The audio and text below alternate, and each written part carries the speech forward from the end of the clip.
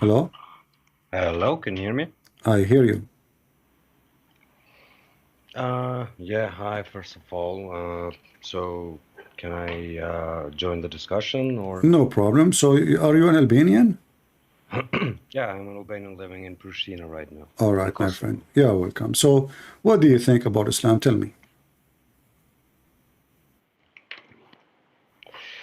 I want to start off by saying that I'm not a traditional Muslim per se. So I believe in all the Abrahamic faiths, so to say, but not 100% on all of them. I understand that the hadith, some of them are weak, some of them are, I don't know, medium, some of them are strong, stuff like that. And I don't think that is something to go by. I also understand that the Bible has messages in it that come from the Lord, from God. But I also know that the Bible has different versions, has been modified and such. What version? Like, what do you mean So by version? This is a translation. Version is a translation. When they say version, King James is a translation. translation of what exactly? Translation of the old Bible. We have the old manuscript. We have in Aramaic. We are in Hebrew. We have in Hebrew, and we have in Greek. So all the versions you are talking about is coming from original books, and there's different translation. Like now the Quran, translation of Yusuf Ali, translation of Hilali, translation of etc. There's hundreds of translation. I can make a actually right now I'm working in translation for the Quran. Does that mean I'm modifying the Quran? No, it's just a new translation. I understand that point. My point is that I found that some Bibles have verses that some others don't, for example, and that is not an This is issue still of translation. This translation. is still translation because simply the translator, if you want to be honest, he can or he can take a chapter if you want. Okay, you know, you're making a book. You're making a book. You print a like now. I have my books on Amazon. I can Hmm. delete a chapter. I can, and people who take it, take it. People who are smart, they will not take it. But I can show you right now that your Quran, there's many Quran, and none of them like the other Quran, and this is supposedly how it came from Allah. Yeah, different translations of No, Arabic no, and no. I'm not that. talking about translation now. I'm talking about the same Quran in Arabic. Your prophet, he said that when Allah he sent him Quran, Muhammad, he told him that's not enough. One Quran is not enough. So he keep asking for more Quran, and Allah sent him one more. And then Muhammad he told him that's not enough.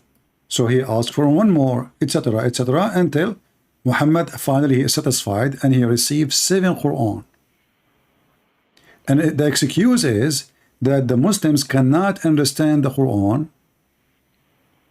if it's one Quran. And so it needs explanations and such. No, no, no, no, Um, there's no explanation. The Quran, you know, Muhammad did not receive explanation. Muhammad received Quran. We are talking about Quran, not okay, so explanation. Muhammad received more verses, you're No, saying, no, during he the. received 7 Quran, 7 different Quran, 7. When Allah sent him one Quran, Muhammad told him this is not enough. Allah sent him the second one. He said not enough. He keeps sending him. He asked for more until they become 7, and that's it. And I'm showing you the reference in front of you on the screen. I don't know if you can see it. Just a second. All of this, you're a prophet asking for 7 Quran.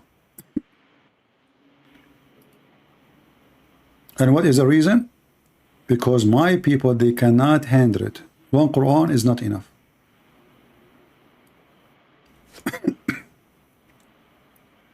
Yeah, I'm just reading it. Yeah, by the way, I'm not here to be hostile or something like that. I'm here to have a discussion. No, I my have friend, you some are welcome. questions in my head. You are speaking nice. I will speak nice to you. I speak only harsh with those who decide to be rude. If you No, notice. it's okay. It's Yeah. okay. If you are nice, I am nicer.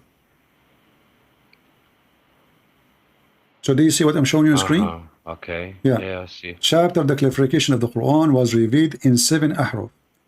7 modes of recitation. This is false. Clarifying, here it says, you know, Allah has commanded you to recite to your people the Quran in one dialect.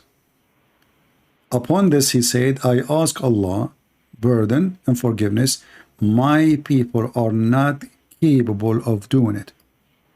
What is that? What is the people suffering from?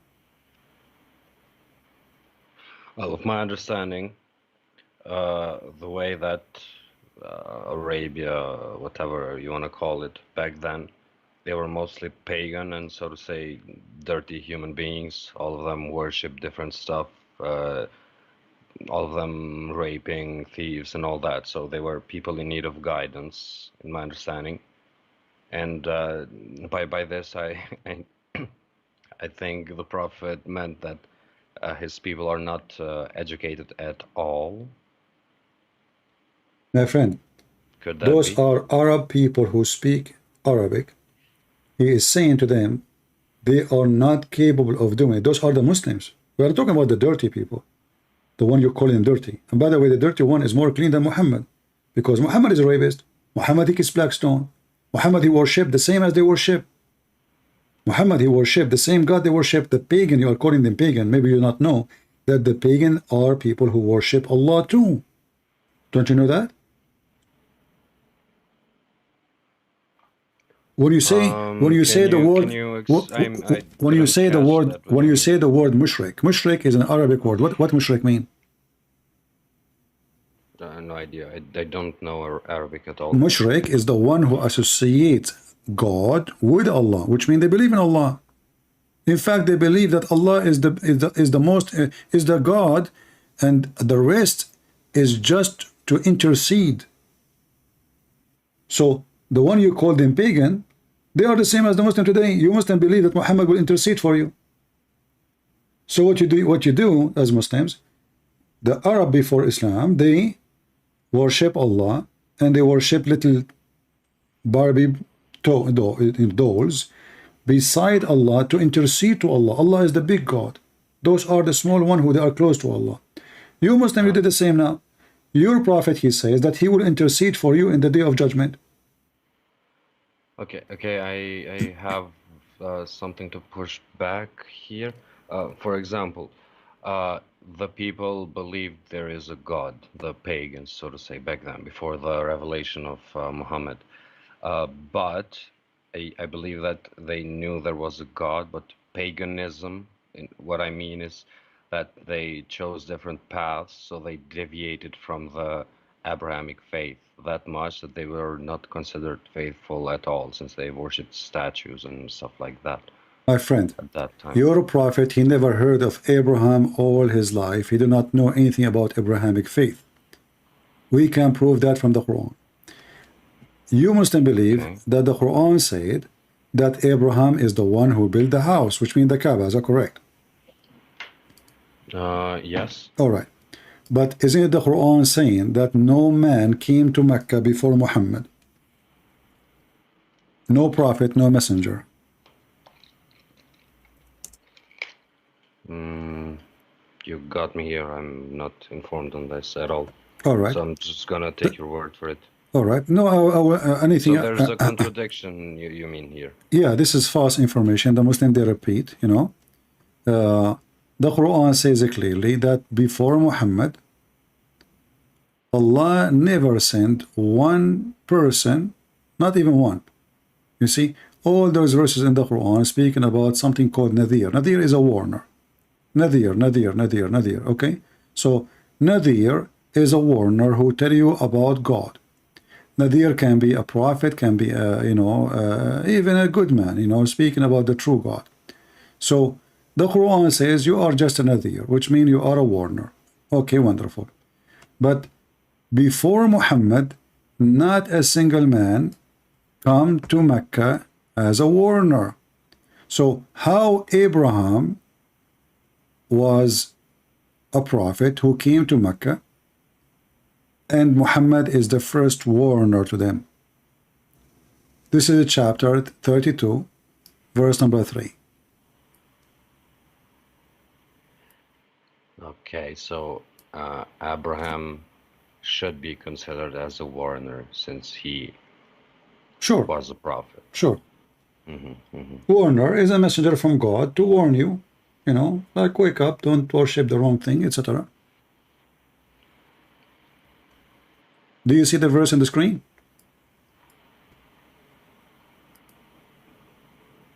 I see this, or say they, he, Muhammad, has fabricated it.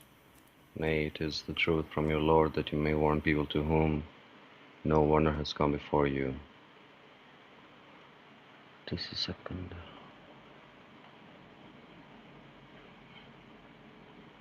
It says here, you may warn a people. Yeah. It says Does no, that mean a nobody. certain group of Yeah, people, a certain because ethnicity, for example? the Quran actually mentioned clearly who are the people, saying Mecca and what around it. Mecca and what is around it. And I will show you the verse. Okay. So the Quran make it clear that Muhammad came to Mecca and what is around Mecca. And then the Quran make it clear too that no warner came to them before you. This is chapter 6, verse number 92.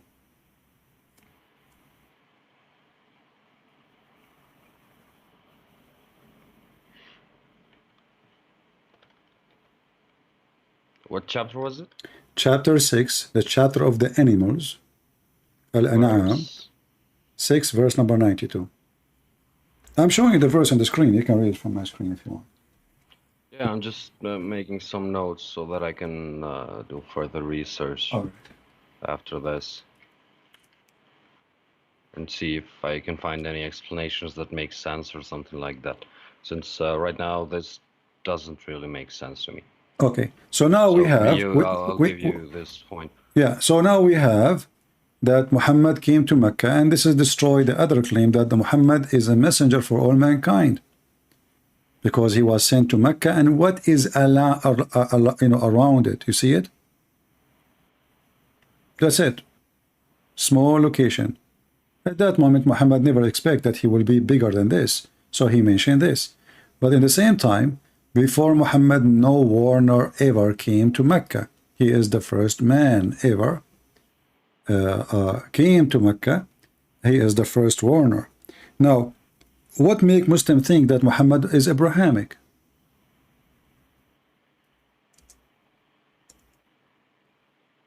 What make you think that Muhammad is Abrahamic? Doesn't Muhammad? I think the real name of Muhammad was not Muhammad. Yeah, the name of Muhammad. Like that? You see, the name of Muhammad actually is a proof that Muhammad is a false person. Does not even exist, because Muhammad should be the name of God, because Muhammad means the praised one. So if Muhammad is the praised one, who is praised to? Allah. Mm-hmm. And not only that, you see, Abraham. Yeah, that was weird, since I knew this. I think I found out recently that Muhammad means the praised one, and I mean, would it make sense to be praised by the other entities, for example, the angels and stuff? I don't think it would be logical to be praised from God himself. Should not be praised by anybody, because you are just a man. The one only to be praised is God. You don't praise. You say I praise God. You don't say I praise man. You know, praise man. Man is a sinner. If he is a sinner, he is not to be praised. We praise him for what? For sin? Isn't it the Quran says Muhammad is a sinner? Yeah, all men sin. I think that's no, part except of our Jesus. nature. No, the Quran in chapter 19, verse 19, Jesus is holy. This is why Shaitan, he touched every human being when he is born, according to Muhammad, except Mary and her son. Yeah, that's why I make the correlation between the different religions, since in Islam, we Muslims believe that Jesus is the, so to say, the nail in the coffin when it comes to this world. So he will rule the world at the end. So we believe that. But you see, this is again a contradiction, because how Muhammad is the one who would do intercede for you, and he is a sinner, and he is higher than Jesus. But Jesus is the one who will make even Satan melt like salt, Muhammad said. When he see him. What do you mean higher than Jesus? Yeah, because Muslims, they say, like when you pray on him, I don't know if you listen to the mosque, Ashrafu Khalqullah, he is the most knowledgeable people of Allah. He is the highest of Allah. Muhammad is the highest in the world. In fact, the hadith says, Muhammad, he said that if not Muhammad, Allah did not create Jesus, did not create Moses, did not create Adam, did not create us, did not create the earth, even his chair, even his tablet, even his pen, even though nothing is created except for the sake of Allah.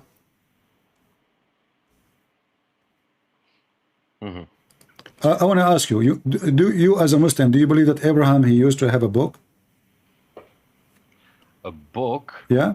I don't think he had a book. No, he does. I think he had a message. No, he have a book. So if you go in the Quran, yes, it says Suhafu, you know, you Muslim, you call the Quran Mushaf, right? Okay, yeah. This is exactly what the Quran says about the books of Abraham and Moses. Suhafu Ibrahim wa Musa. Okay, so Abraham, he came to Mecca. Did he leave his books behind, or he came back with his book? What do you think? He came to Mecca with his books.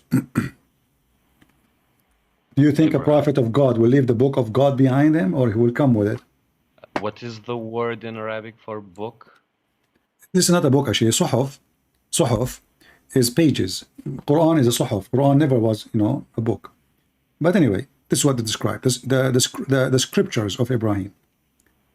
Chapter 87. Chapter 87, verse 19. It's scriptures. Oh, okay. Yeah. So Moses have scriptures, right? And Abraham has scriptures, correct? So now Moses and Abraham, Moses was in for the Jews. Abraham, he came to Mecca. Wonderful. Abraham, he have scriptures. Is that correct? Yeah, based on this, I guess. All right. Do Muhammad knew anything about the scriptures of Moses, of Abraham? Sorry. I don't know. Let us see in the Quran. The Quran say no. Muhammad, he don't know anything, any scriptures. Not only that, he never know the God of Abraham. If we go here, you will find chapter 34, verse number 44. It says, and we had not given them scriptures which they could study, nor sent to them before you, Muhammad, any warners. Do you see it?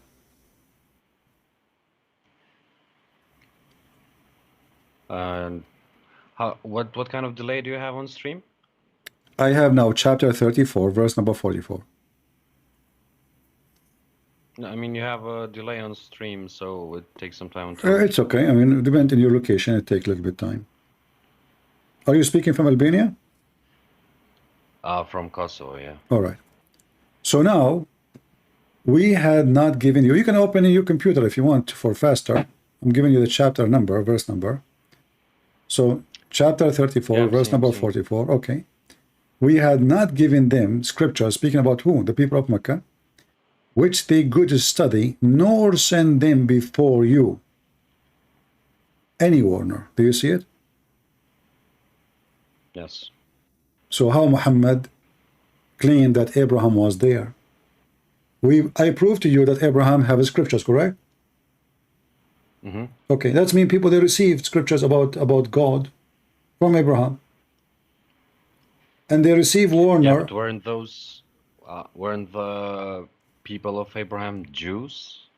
No, the Jews is children of Abraham, and this is this additional point, by the way, showing that Muhammad is really ignorant, because when the Christians and the Jews were arguing with Muhammad, he said to them, how you dispute about Abraham, and you Christians and Jews came after him? I don't know if you understand what Muhammad just did. Do you understand what the mistake? Christians and Jews came after him. Well, at that time, I believe there weren't any Christians. Okay, let us make it simple. Huh? If I say to you, how you dispute about Abraham while you Christians and Jews came after him, that means the one who came after, he have no right to dispute about the one who came before. Is that correct? Yes. Okay, this is what the Quran is saying. Chapter 3, verse number 65. Read it for me. Ah, okay, okay, I get your point now. Okay. But that mean Muhammad cannot dispute the Christian and the Jews because he came at the end. I think the point here is that Muhammad didn't dispute Abraham. He No, just he's not disputing. They have a dispute between them. Dispute mean we have a debate like me and you, and we are arguing about it. You try to prove your point. I try to prove my point. Muhammad now is being smart. He said, the one who came, how you can dispute about him, yet you came after him. So he's saying that the one who came after, he have no right to dispute. So how he can dispute with them about Abraham when he came at the end? What kind of intelligence is? If the one who came after me, he cannot dispute with me about the one before me, then Muhammad cannot dispute with both, the Christians and the Jews, because both of them, they are before him.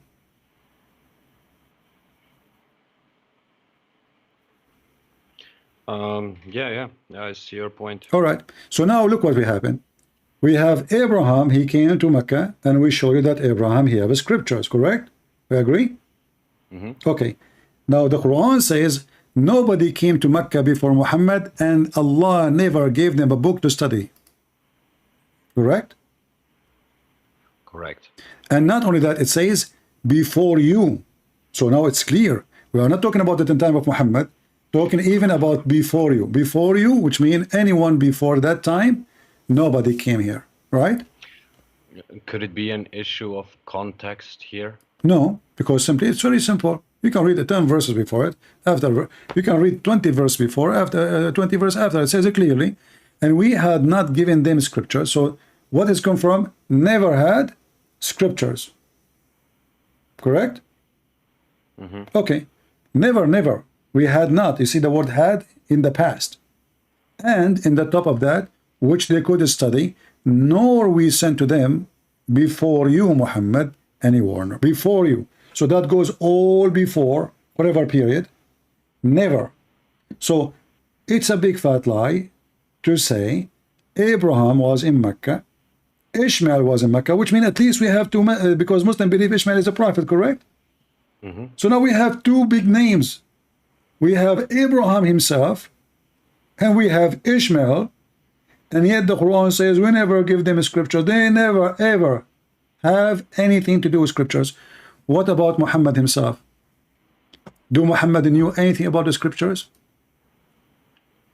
No, he didn't. So how the Muslim they say he's Abrahamic? That's my question. They didn't have any scriptures, so the people that were located there didn't have anything from the prophets before.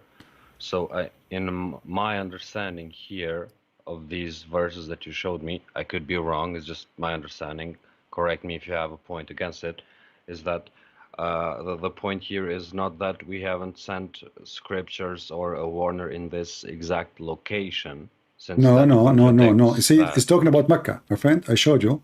We mentioned to you, Allah, He sent him to Mecca and what is around it, correct? I showed you the verse. And we... my friend, it doesn't matter. But let us see how. Okay. He is saying, he is speaking to who? To the people who Muhammad been sent to, correct? Okay, who is around Muhammad now? Muhammad, he spent all his life, Mecca and Medina. Medina is just a few kilometers away from Mecca. That's it. Yeah. Okay, so now this is the location. We know the location. So we never send them books before you. And we cannot say this can even include the Jews. Why? Or the Christians, because the Quran called the Christian and the Jews the people of the book. Correct? Isn't that referring to the gospel? Doesn't matter. No, this is referring to the people. Referring to the people. People of the book, it's mean people who have a book. And those are people who have the gospel and people who have the Torah. So the Quran divide the people to two kinds of people. People who they are ignorant, and those are the Muslims. And the Quran called them this way, by the way. Don't think I'm insulting you. In the Quran, if we open... let us open another page so we can keep more pages open in front of us. Here, All right, in the Quran, you will see that the Quran make it so clear, but the Muslims, as usual, they just follow their sheikhs. Nobody want to read. The word ummi, which Muslim can translate as illiterate,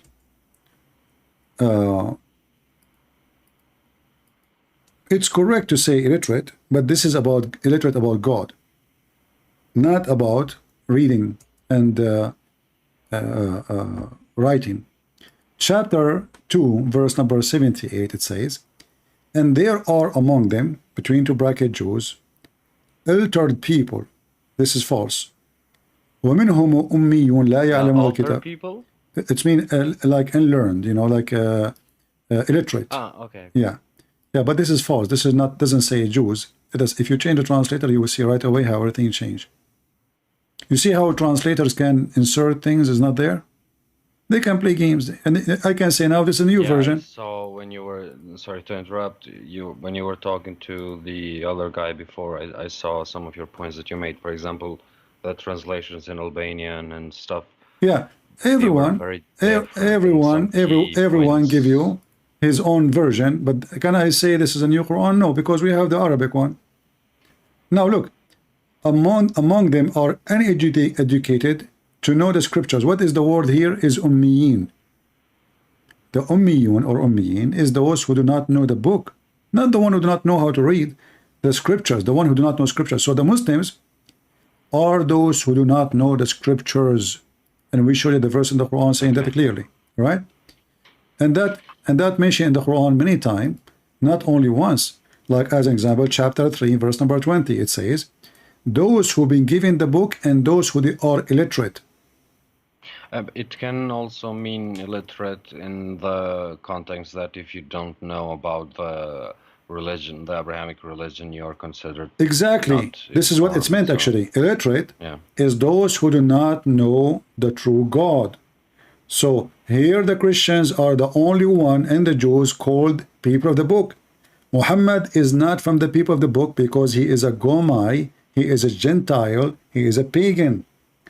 The Quran always keep calling the Christians people of the book, never call the Muslims people of the book, because Muslims never have a book, and they are the pagan, and they are illiterate, and even this is why the Quran described Muhammad himself, called him a Rasul al-Ummi, which means the illiterate prophet. Do you see the verse I'm showing you now? I see verse 20. Okay, so those who they are given books, they are not called illiterate, they are people of the book. And those who they are not given scriptures, they are called what? Illiterate. So now it's clear for us that those who is given book, not necessarily they knew how to write, how to read, but this is about they receive scriptures. Do I agree? Yeah. Okay.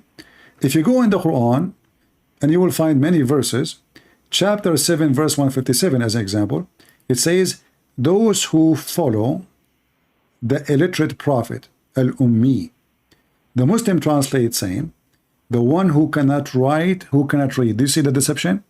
But we just showed you how many verses that the word illiterate mean the one who don't have book and he is a pagan. And you are the one who mentioned that to me, to just remind you. You said to me, properly what they mean, those are the pagan who did not receive scriptures, correct? Mm-hmm. So Muhammad is what? Muhammad is ummi. Not doesn't mean that he didn't know how to write, how to read. It means he is a pagan. He is not from the people of the book. And this is proof that Muhammad cannot be from Abraham too, because Abraham is the father of the people of the book. How he is from Abraham? Just keep the screen here. I'm just trying to write this verse, to read this verse. Chapter 7, verse 157. And you will notice if we change the translator, you will see how the translation changed. Here it says he do not know how to write, how to read. But nowhere in Arabic it says that. It says ummi, which is what meant in the Quran always, the one who do not know the scriptures of God, not the one who do not know how to write, how to read. This is what I find most tricky, since so many words have so many different meanings, and the whole message of a verse can change based on different interpretations. So You I mean, see, on you see. this verse, it could actually mean he couldn't read or write, Yeah, but technically. no, no, nowhere it mean it cannot. It mean write and read. The Quran is a religious book. The Quran does not divide people because between the one who do not know how to write and the one who do not know how to read. That would be even more silly. Do you think God will discriminate you because you do not know how to write? No, but you can make a point that someone who doesn't know how to write or how to read. I'm not saying that on every time that that Arabic word is in the Quran, it has the same meaning. It could have It is different meanings on because the different Quran verses. it's not up to me or up to you. The Quran Yeah. confirmed that those who they are not people of the scriptures are called ummi. I will give you another one just to confirm what I'm saying. Muhammad, he was sent to whom? The Muslim, they say Muhammad was sent to all mankind, correct? Yeah. Well, that mean he was sent to those, even those who have the book, correct? Which mean the Christian and the Jews. Yes. All right, but this is not what the Quran is saying. The Quran says in chapter They 62. can continue on the teachings that they already have. Yeah, Yeah. and to add to this point, I think it says in the Quran that to Muhammad that if you are in doubt, go to Yeah, the we will not people go of the there now. book. Just hold your horses. In chapter Okay. 62, verse number 2, it says it clearly that Muhammad he sent. You remember, you are the one who said to me, I think that the one who it says illiterate is those who did not receive the scriptures, correct? Yeah. Those are the word ummiyin. Look what it says here. It is he who sent among the illiterate. Do you see it? He's one of them. So all the Arab do not know Arabic? All the Arab do not know how to read? All the Arab do not know how, all the Muslim at that time, nobody knows how to read? That would be funny, isn't it? Yeah. Yeah, I see your point. So he is among the illiterate, which means he is among the pagan. He's a pagan man. This is why they are called Gomai. Muhammad is learning now from the Jews. The Jews they call the one who is not following the God of Abraham, Gomai. He is a gentile. He is a pagan. So the Quran confirmed that Muhammad is one of the pagan. And he was sent to the pagans. Do you see it? Yeah, He yeah, was I see your he point. is one of Right. them sent to themselves, sent to the pagan, not for the Christian, not for the Jews. The Quran says that. Okay, so can I give you an opinion on not certain verses, but the whole Quran and how I see things? So, for example, I believe that the Quran came after Muhammad died, and the hadiths and that I mentioned before that they are not that reliable, in my opinion. So the same story with the Bible and such. But my question is, how can a man that doesn't know how to read or write, I'm not, even if not 100% of the book that he provided is correct, we can have the same argument for the other books since people are people and they do stuff.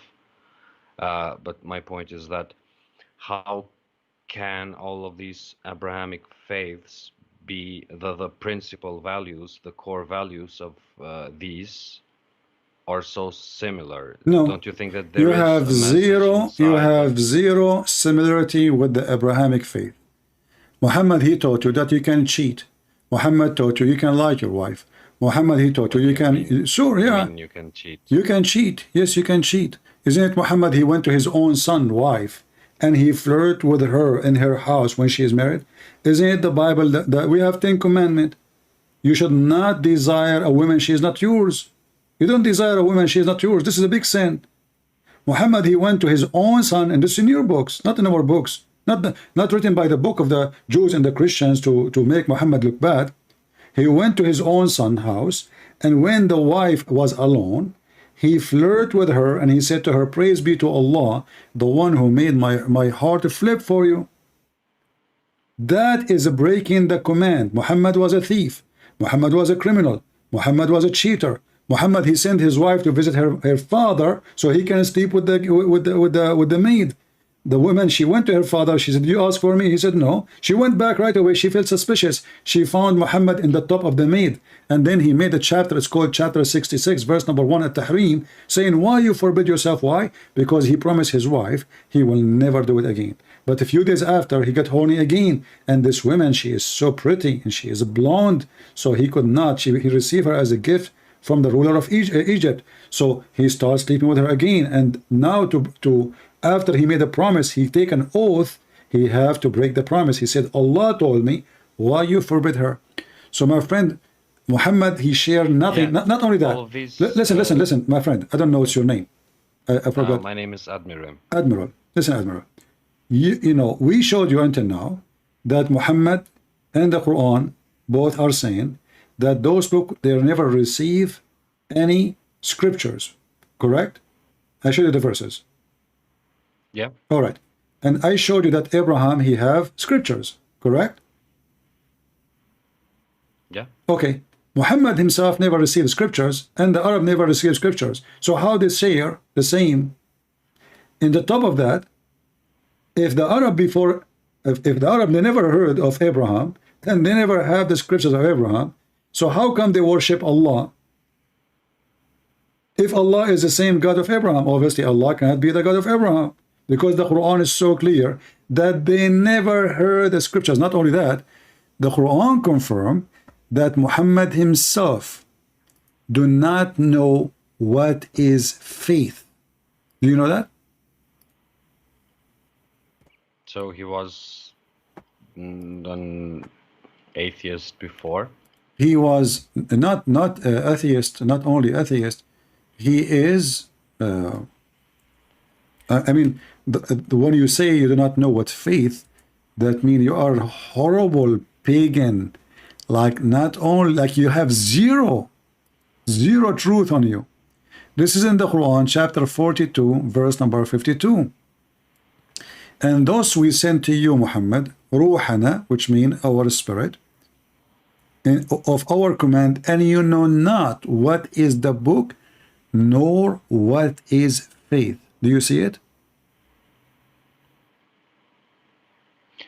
Yes, but how does that give us a conclusion that he was a murderer, rapist, a thief, and all that because he didn't know? Okay, no problem. Thank you very much. But the Quran says the one who do not know the scriptures is al-ghawin, which means they are murderer, rapist, and thieves. That, if you take that literally, there's yes. There's no other. It's not up to me, up to you, my friend. This is a language, you know. It's not up, like, you know, if Allah, he said something, why you want to take it? What do you mean literally? You know, if Allah describe the one who don't believe as rapist, as a criminals, as... Can it mean that the... No, it cannot. It cannot. Here we go. You see, I will show you what the Muslim translate, not me. Not my translation, you know? So you can open yourself. I don't know what translation you like to read. You can read any translation you want. Yusuf Ali, Hilali, Khan, anything you want. You will see Al-Ghawin come as the criminals, the evildoers, the bad ones, etc. The list is so long. Yeah, and by that I mean that the people who are not following the faith, the Abrahamic faith, the one true God, they are more prone to disaster, to sin, to all that stuff. Comes okay, but we just proved that Muhammad, he never followed Abraham. We don't even know who's Abraham. Yeah, before the revelation. Okay, but that means Muhammad all his life, he's 40 years old now. He never heard of Allah. Or heard of Allah. Oh, he heard of Allah for sure, because this is the God of the pagan. He never heard of the God of Abraham. He never had the scriptures of Abraham, and he never received books to read or to study. So what Muhammad he knew about Abraham? Nothing. How you share anything with Abraham? Do you have 10 commandments in Islam? No, you don't. I'm just getting some water. Where is? Give me a second.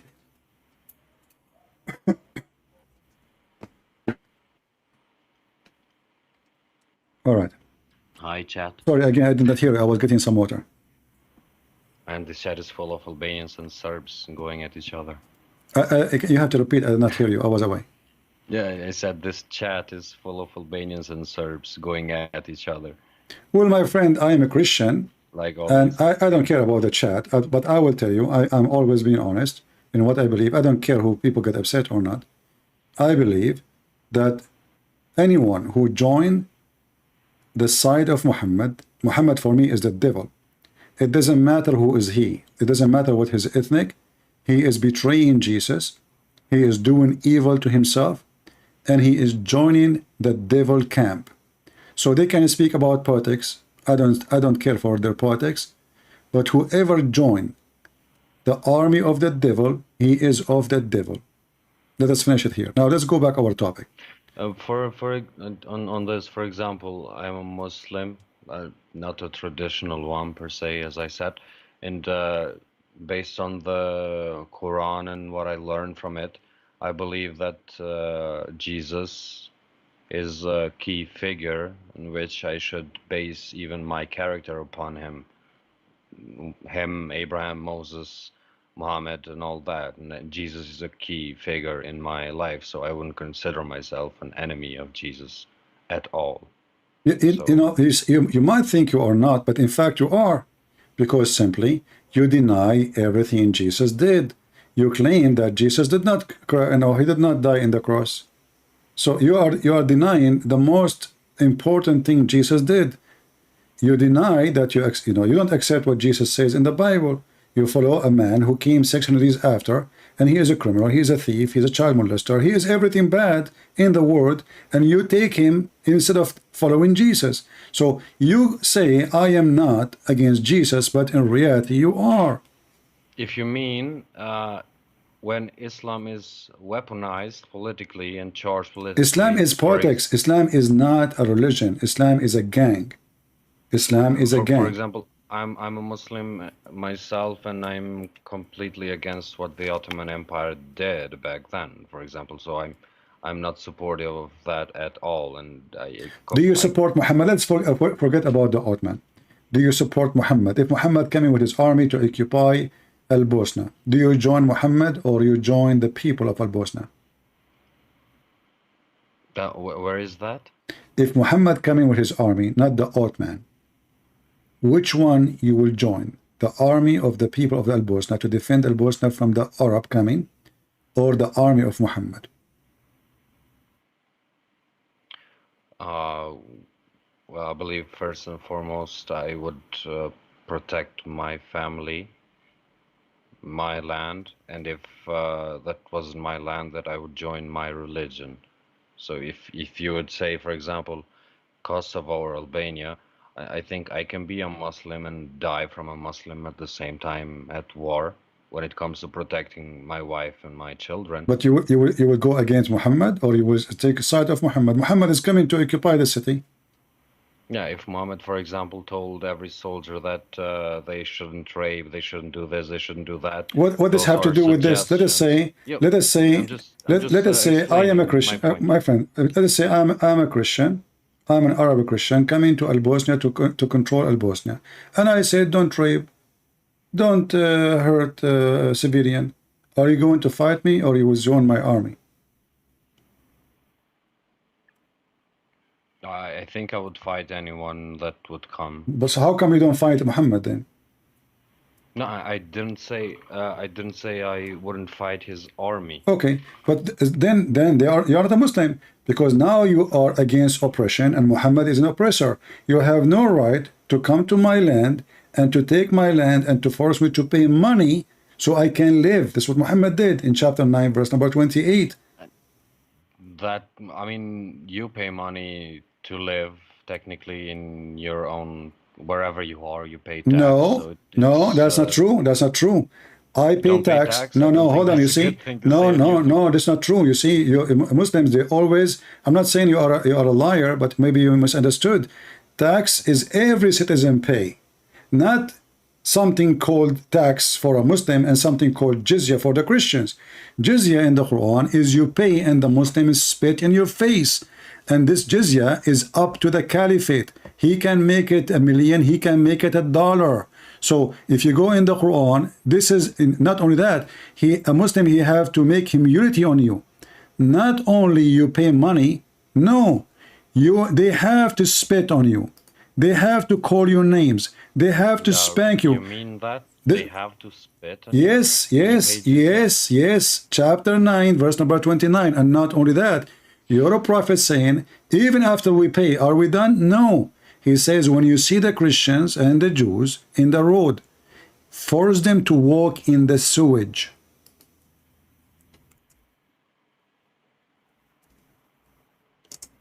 What do you think? This is the prophet of God? He want to force us to convert to Islam.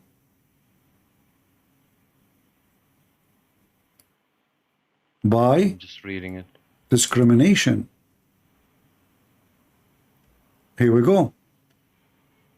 And this is very authentic hadith. Abu Hurairah reported that Allah Messengers, grant him peace, says, don't give people of the book a greeting first and force them to the narrowest part of the road. Translation is false. أضيقه, the road, the road is wide, and in the road they made a little tunnel for the dirty water like rain, etc. So when a Christian and a Muslim walk in, a Christian is not allowed to walk in the road like the Muslim.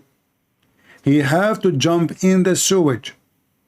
And this is the command of your just beloved prophet.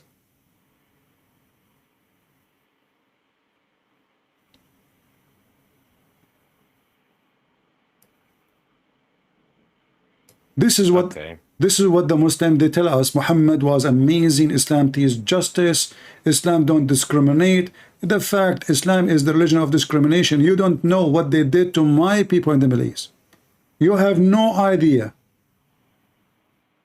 Where are you from, if I may ask? From the Middle East. I don't say. No, doesn't matter. All the Middle East is mine.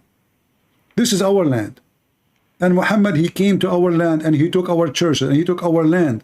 And he raped our women, and he forced us to pay jizya, and they force her to walk in the sewage.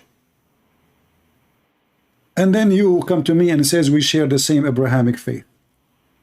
You don't. And you say to me we respect Jesus. You don't. If you know anything about Jesus, you will not do what Muhammad ordered you to do.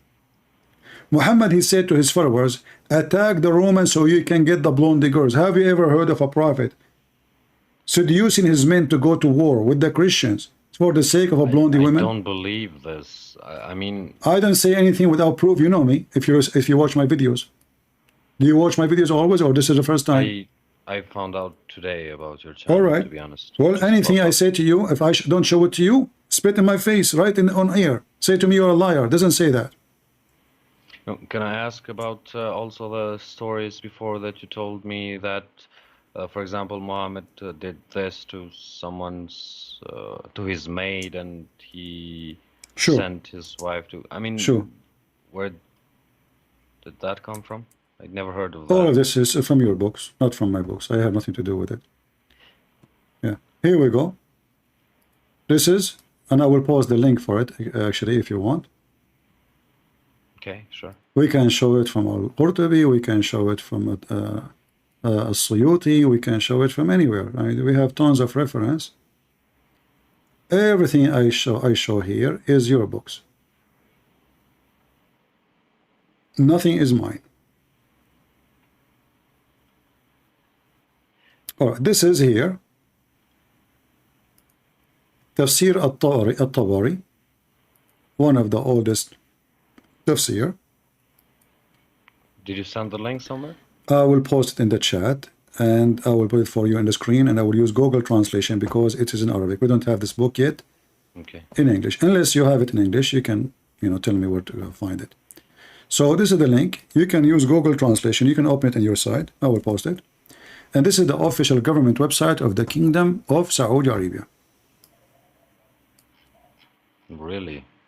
Yes. This is a government website. This is the Ministry of Islam. And this is the University of King Fahd, I think. So here it says, المجاهد قالوا قال رسول الله صلى الله عليه وسلم اغزوا تغنبوا بنات الأصفر. Attack and get the Roman girls, the blondie girls. Here the hadith before it, 16785.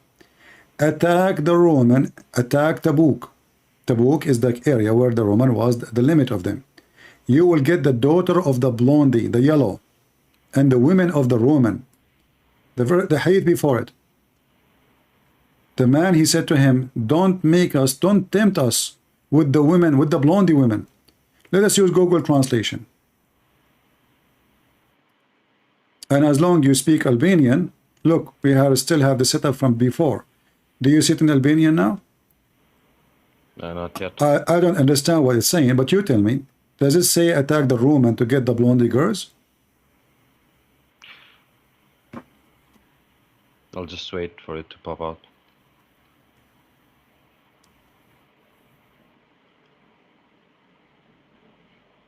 Okay, I'll translate it. I don't think this is the... Oh, yeah, it is.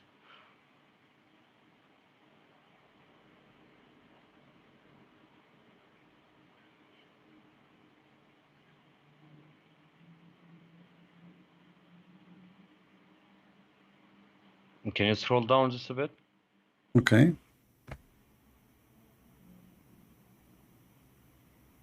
So the messenger of God, peace and blessing of Allah be upon him, has said... I'm just waiting for the screen to scroll down a bit.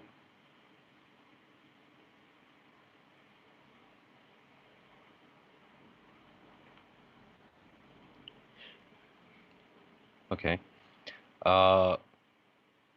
Conquer Tabuk And get the blondie women. and get the women of the... Yellow. It says here Verdave. It means the yellows. Yellow, the Roman, the blonde, they call them yellow. Yeah. The blondes Uh-huh.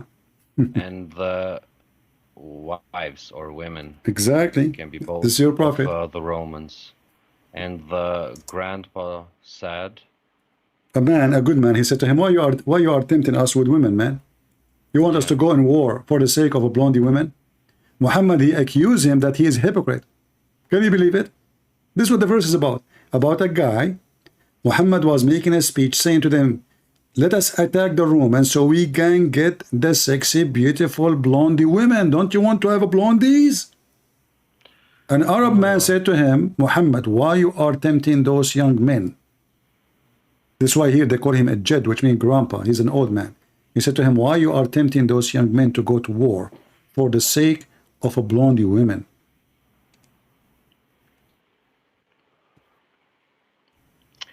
this doesn't make sense for me at all, I'm being honest. So I'm thinking if this can be a deviation. What you know? This is the whole Islam. This is a very Muslim Sunni website. Do you know what it says there? Read at the end. You can contact them. This is a government website. This is an official Saudi government website. This is not a joke. In Saudi Arabia, if you post something against Muhammad, they will kill you in 2 seconds. And you know that, right? This is the university of King Fahd, I think, or King Suleiman, I'm not sure which one. It is official, it is government, and this is the Ministry of Islam website.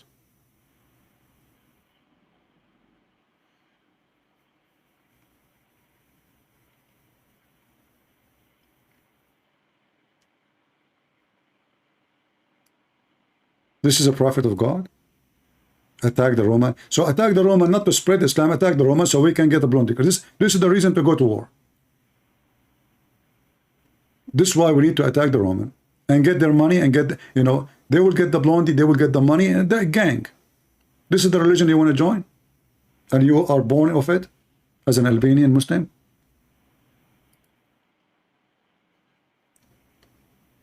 Do you have my book in Albania, my friend?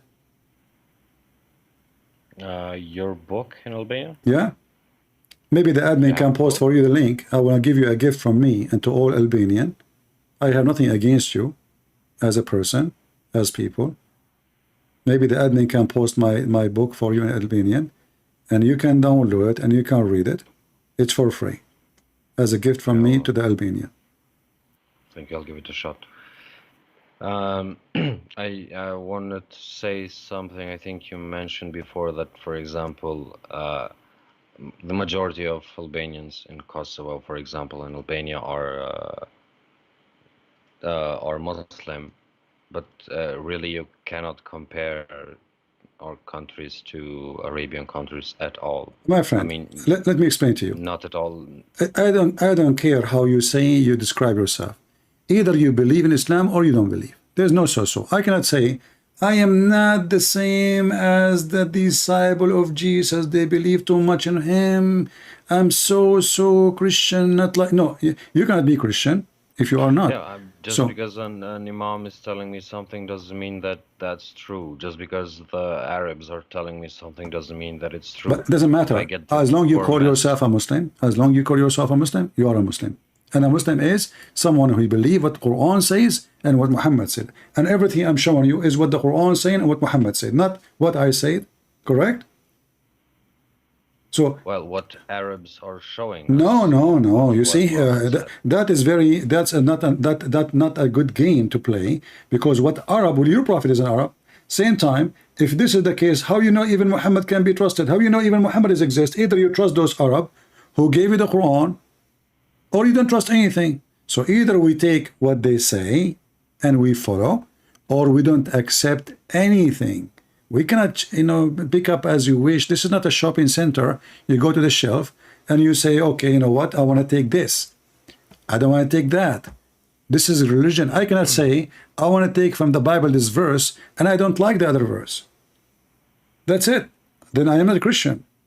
Either I accept everything Jesus says to me. There are a lot of verses, so I did some research on the Bible as well.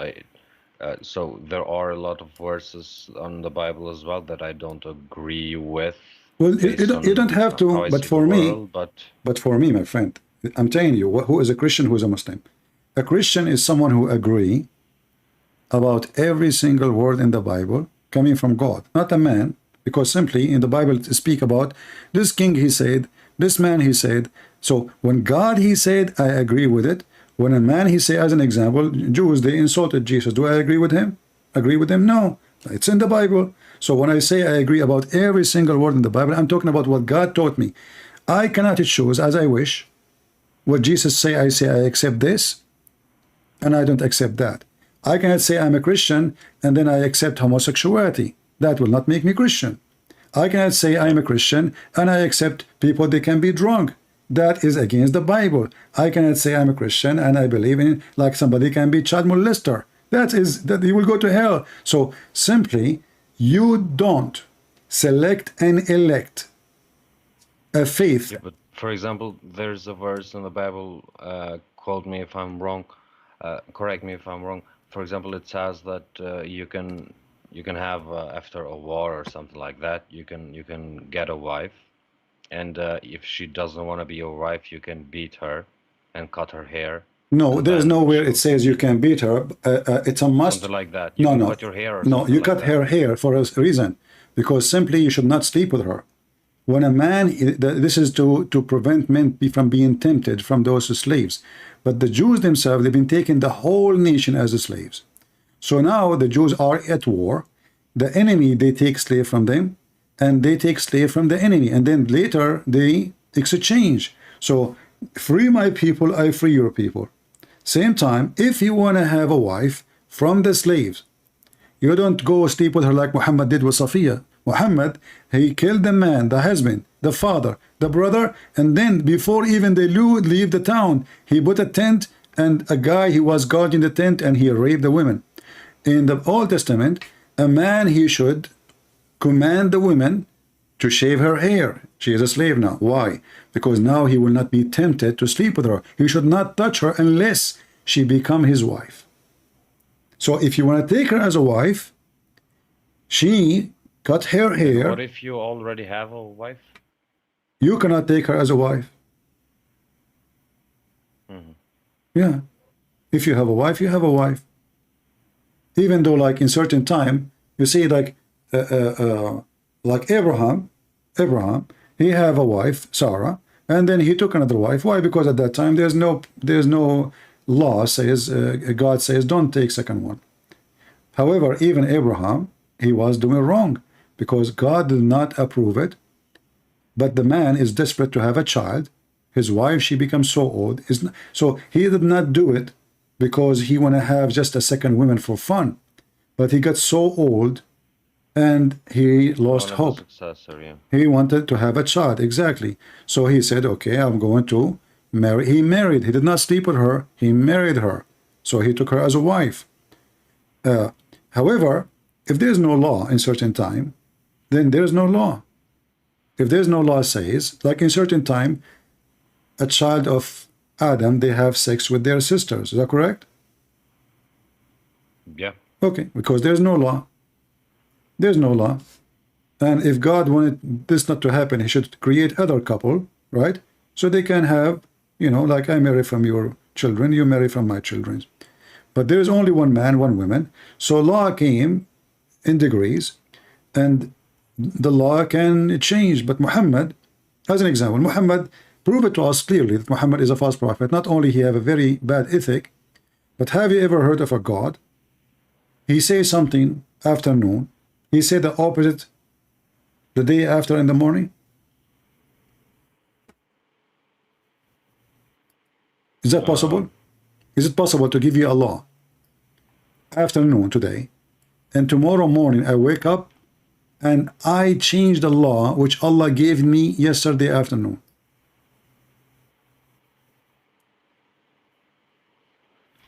Well, it's technically possible, I guess, but it doesn't really make sense.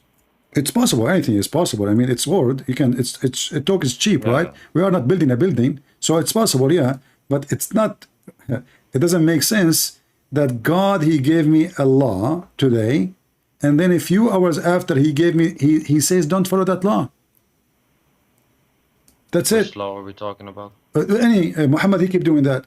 If you go in the Quran, chapter 2, verse 106, it says, whatever revelation do we abrogate or cause to be forgotten. If you go and read the interpretation, and this is now, we will go to the site of the Kingdom of Jordan. This is again official government website. Chapter 2, verse 106. The non-Muslims, they start making fun of Muhammad, saying to him, what's wrong with this guy? He gave a law a day, and he enjoyed the other. He gave the Muslims a law today, and he changed it the second day. What does abrogate mean? Abrogate mean he changed, like he abolished. He don't forget, don't follow it. Like I say to you, you have to paint your house white today afternoon. Tomorrow after it says paint your house blue. It's just a few hours between them. Read with me carefully. So this is the Quran, and this is the interpretation, and this is your translation, not mine. Let us see. Oh, this is a different verse. Hold on.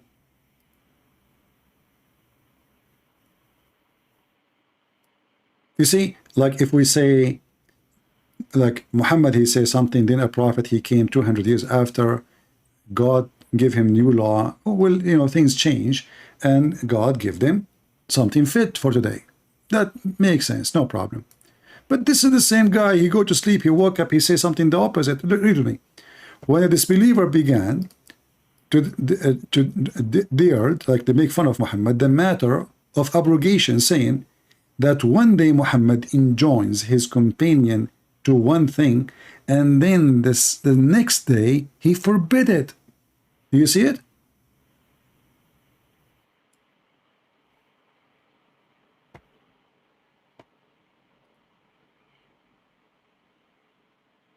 I'm reading it. Okay.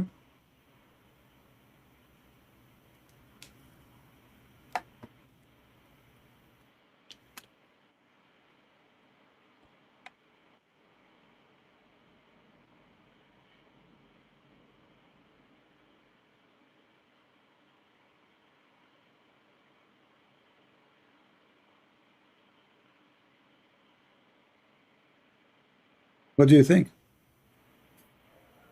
Second day, God, he changed his mind. And not only he forbid it second day. He allow you to do it today. Second day, he wake up, forget. Why? God do not know what he was saying? I think it depends on the verse for this to make. So I'm trying to.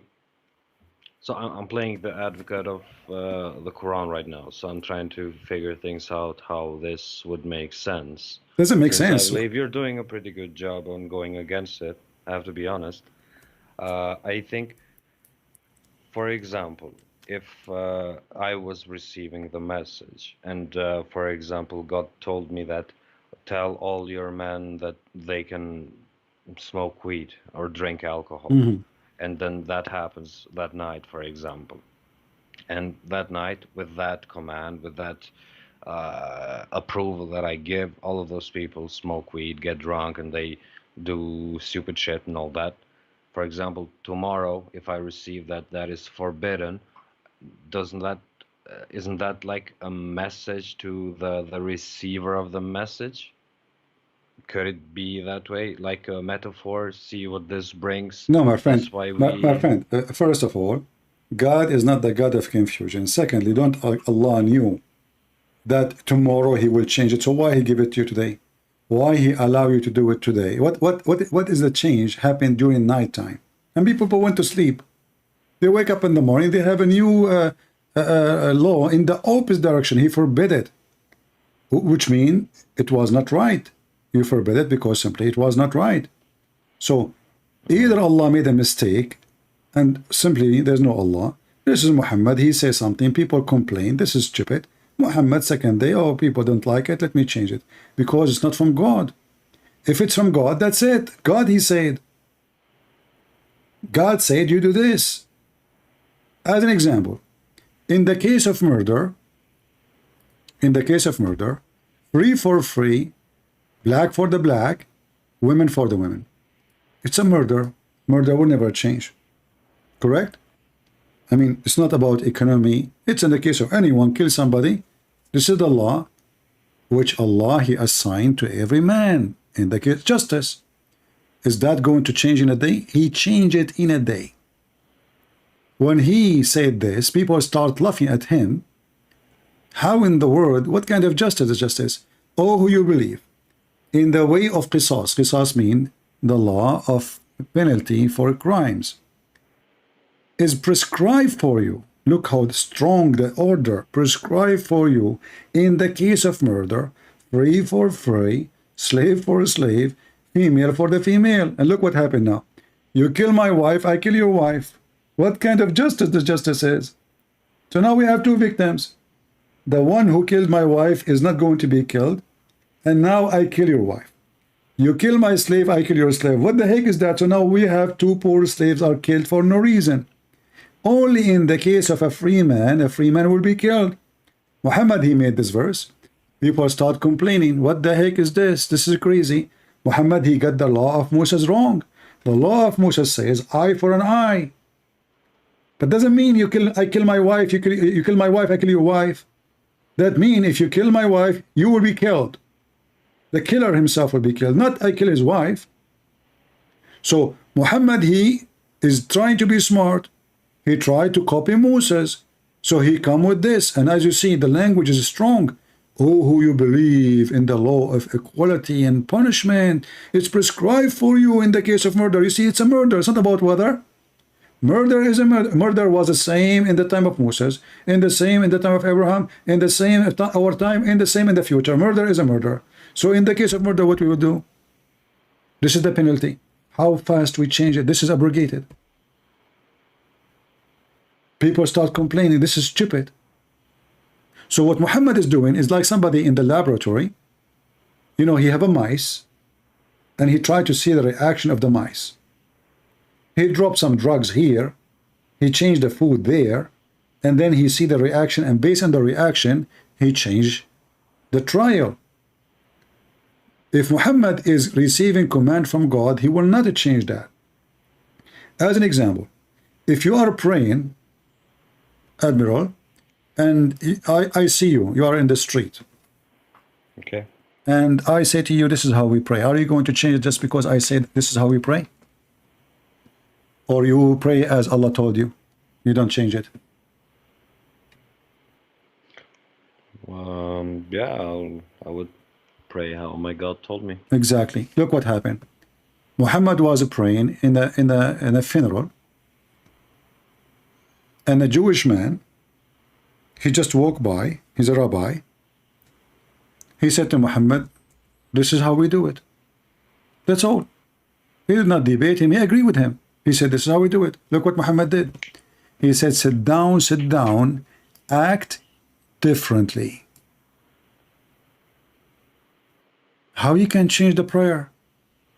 If the prayer coming to you from Allah and Allah is your God, you don't change the prayer just because a guy said to you, this is how we do it. So what? And I asked you, you said to me, Adamarim, I'm trying to use your name in Albania, Adamarim.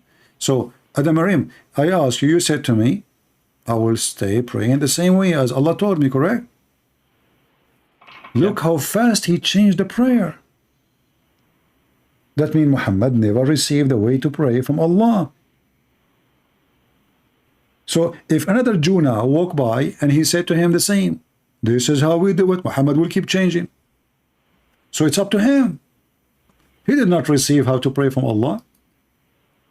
And he don't really, what happened here, Muhammad, he felt that the Jews, they got him busted. He is trying to copy them. He is copying the Jews. So the Muslims, they start wearing a hat in the top of their head when they go to Hajj. That's what the Jews do.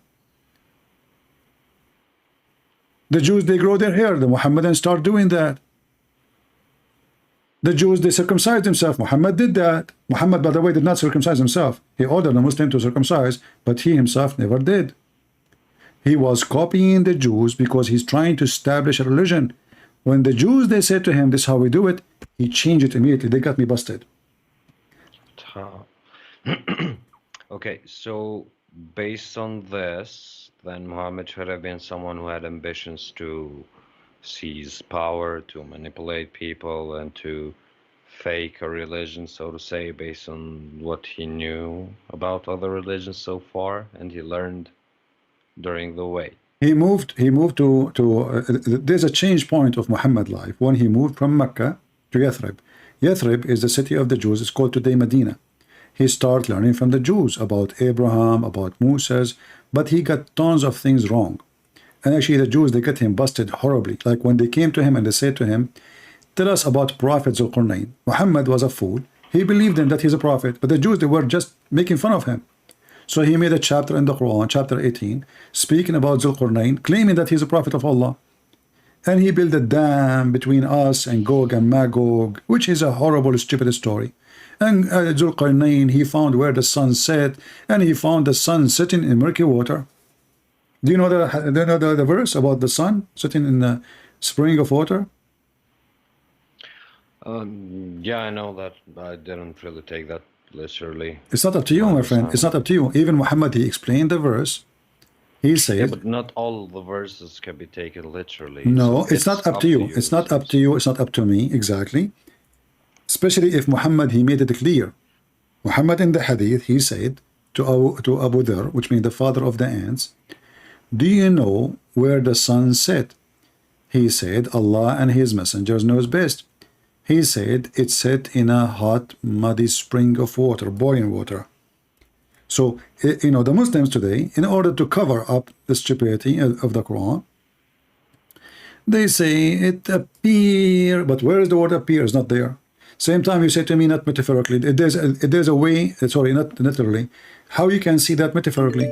It says he went all the way to the setting place of the sun, and he found it sitting in a spring of water. So what metaphorically of that? You see, when we say metaphorical, we have to give us what this is for what? This is a real person or not?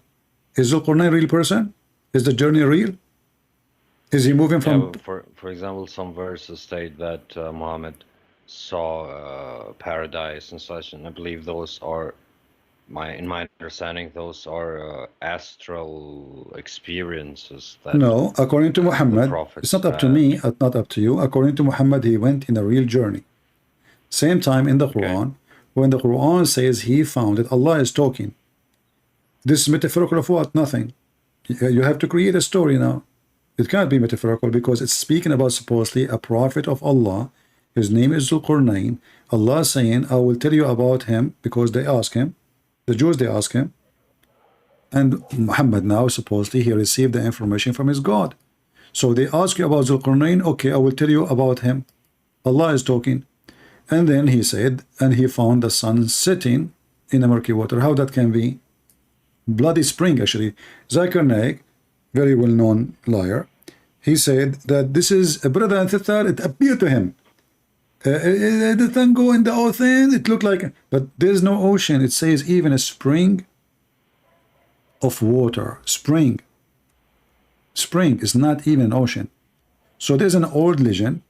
Muhammad, he copied from the story. This is like a fiction story. That there is a guy, the guy with the two horn, which is Alexander the Great. He went and he occupied all the way to the east and all the way to the west, to where the sun set and where the sun rise.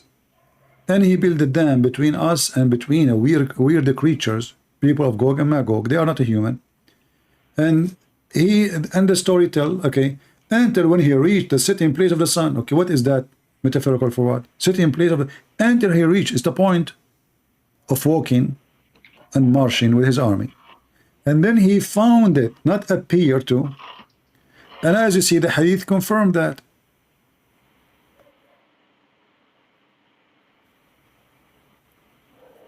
Did you see the hadith I showed you on the screen? The prophet, he asked his companion, do you know where the sun where the sun goes? He said, Allah and his apostle know best. And by the way, Muslims, they practice shirk, which means they worship someone with Allah, because you cannot say Allah and Muhammad knows best. That is an insult to God. You can't say Christian Prince and Jesus know best. Who is a Christian Prince to compare to Jesus? That is an insult. So the Muslims always, they claim that they are worshiping one God, but in reality they worship Muhammad. Allah and his messengers knows best. And now the one who knows best saying that his son set in a boiling, blazing water, which is a spring of water. And if this hadith is weak, no, it says Sahih and Sahih in chain. So the game of weak and those, they play it always. When they want, it is strong. When they want, it's weak. When they want, we put it in the laundry machine to wash it. When they want, we hang it in the window so everybody can see it. So what do you think, my friend, after this conversation between me and you? What do you think? You want to stay as a Muslim?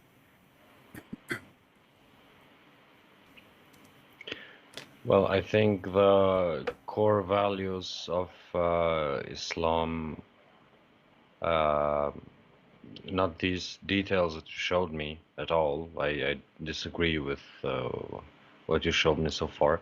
I think the core values are engraved in me. I think those values are present in the other Abrahamic faiths as well as the Bible, for example. I want to focus on the similarities. I have some doubts on Islam. I had them. I mean, I don't think you can be a good theist if you're not a good atheist. In my opinion, you have to do your research and stuff. And for the biggest part of my life, I wasn't religious at all. So I got into religion recently. And Islam was the first one I set my eyes upon. I'm also working on learning more on Christianity, so I'll continue that journey as well. I have some issues with all of the faiths. I believe all of them were modified to fit different agendas of politics and such.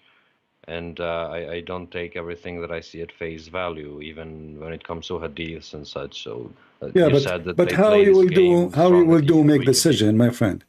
You see, I don't want to be like rude to you, But now what you are saying to me, I don't accept everything there, and then you take your religion from there. But we cannot take our religion from something we cannot trust, because either there is trustworthy to take from there. You cannot say, I'm going to eat from the fridge, but in the fridge there's a dish have poison. It's not up to you. If you show me a math formula, for example, and you prove to me that it's right, then of course, then I will Okay, I'm say showing that you a you're math right. formula now. The sun set in murky water. What say you? You will say to me, I don't accept the hadith. Okay, I'm not showing you hadith, I'm showing you Quran. So now what you will say? You will say to me, oh, somebody, maybe he changed the Quran. So how you can accept anything in a book? You yourself, you are saying that somebody modifying it. How? But by this logic, how can I accept any book or any religion? Exactly, exactly. But you see, you cannot accept anything if you believe it's modified. I'm not saying to you to accept other belief it's modified if you think it's modified. I'm saying that if you think Islam is modified and somebody played with it, then Islam cannot be trustworthy, because this is against what the Quran is saying. The Quran is saying Allah will protect the book, but you just said it's not protected. Yeah, but my point when I took the example of the math formula, then that's a logical decision that you make. And when it comes to faith, I mean, I can have a lot of arguments against Islam, against Christianity, against my friend, against you can God, make a million argument about Christianity, but you cannot make one argument against Jesus. I can make a billion argument against Muhammad, and nobody can refute it. But you cannot make one argument against Jesus. Yeah, but how do I know that I'm following his teachings precisely, correctly? Well, okay, you see, you are the one who says modified. Even the Quran, the book you are listening to, not the Bible, saying that Jesus is holy, chapter 19, verse 19. Even the Quran. I believe that. Okay, so Jesus is holy, Muhammad is sinner. Does the Quran say Muhammad is a sinner or not? All of the prophets are sinners. No, Moses no, as well, I just by told this you, logic. the Quran says that Jesus is holy. Yeah, but only Jesus. Only Jesus, thank you very much. So how you follow someone who is not holy, and you don't want to follow the one who is described in your book as holy? And how this book can be read anymore? If Muhammad is the greatest, and Allah created the whole universe for the sake of Muhammad, and Muhammad is a sinner, yet you don't want to follow Jesus who is holy, and you agree he is holy. Can I follow Jesus without a church? It's not about church. You follow. You see, my friend, people I want you to. I don't know how old are you, but I noticed. 25. Okay, 35. At 25. 25. Okay. The Bible did not come before Jesus. Jesus came first. The church did not come before Jesus. Jesus came first. So the Bible and the church is not Jesus. Jesus is Jesus. We follow Jesus. The Bible is what Jesus said, and the church is where people, they gather to praise Jesus. So we don't praise a church, we praise Jesus. We don't praise the gospel, we praise Jesus. So we know who is Jesus, and we follow what he said. He said, from their fruits you shall know them. And if you and me agree that Jesus is holy, then the message is very simple. Be holy like your Father. Even we don't have a book. Even if we have no book, it's called the Bible. We have, let us say, a single sentence, except one sentence says, and we believe that Jesus is holy, as you agree with me. That is what Christianity is about. Be holy like your Father. And to be holy, you have to be loving. You have to be giving. You have to be honest. You have to be decent. You have not to harm. Love your enemy. Bless those who curse you. So knowing Jesus is not knowing a church. Knowing Jesus is knowing God. God is what we follow. Is not a building. Is not a priest. Is not a pope. They don't count. And nobody count them. And nobody even will listen to them. Because most of those people, they are sinners doing job. We follow Jesus, no man. No man is our master. For all men are sinners. including me, including you. So the one who follow me is stupid, because you follow a sinner man. If he is smart, he will not sin. So we follow Jesus, for he is the only one deserved to be followed. God is good, so is Jesus. Muhammad, the Quran describe him as a sinner. I accept that. I have a question. Maybe you can help me understand this correctly. All right.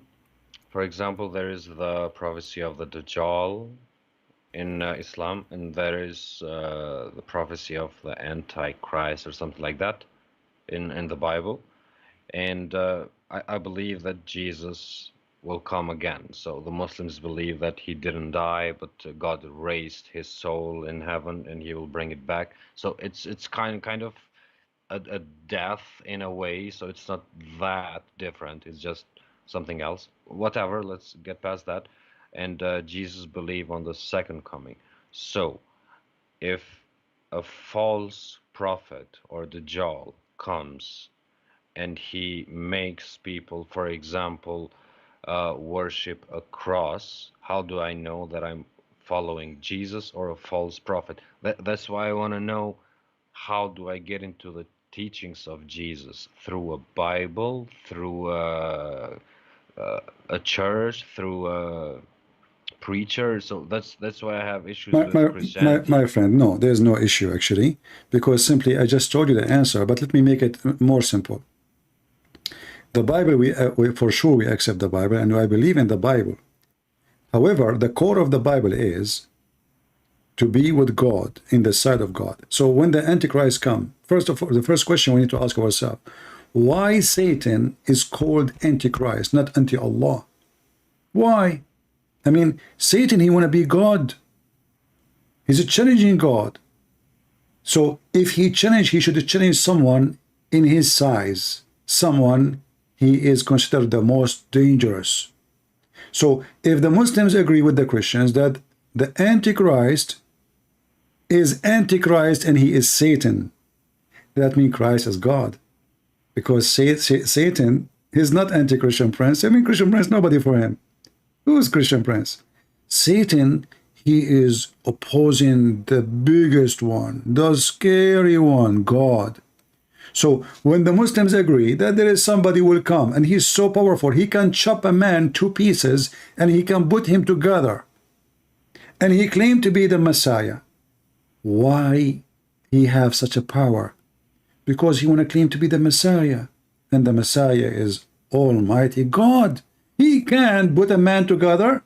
He can resurrect people from death. He can heal the leper. He can make the blind see. He can what nobody can do.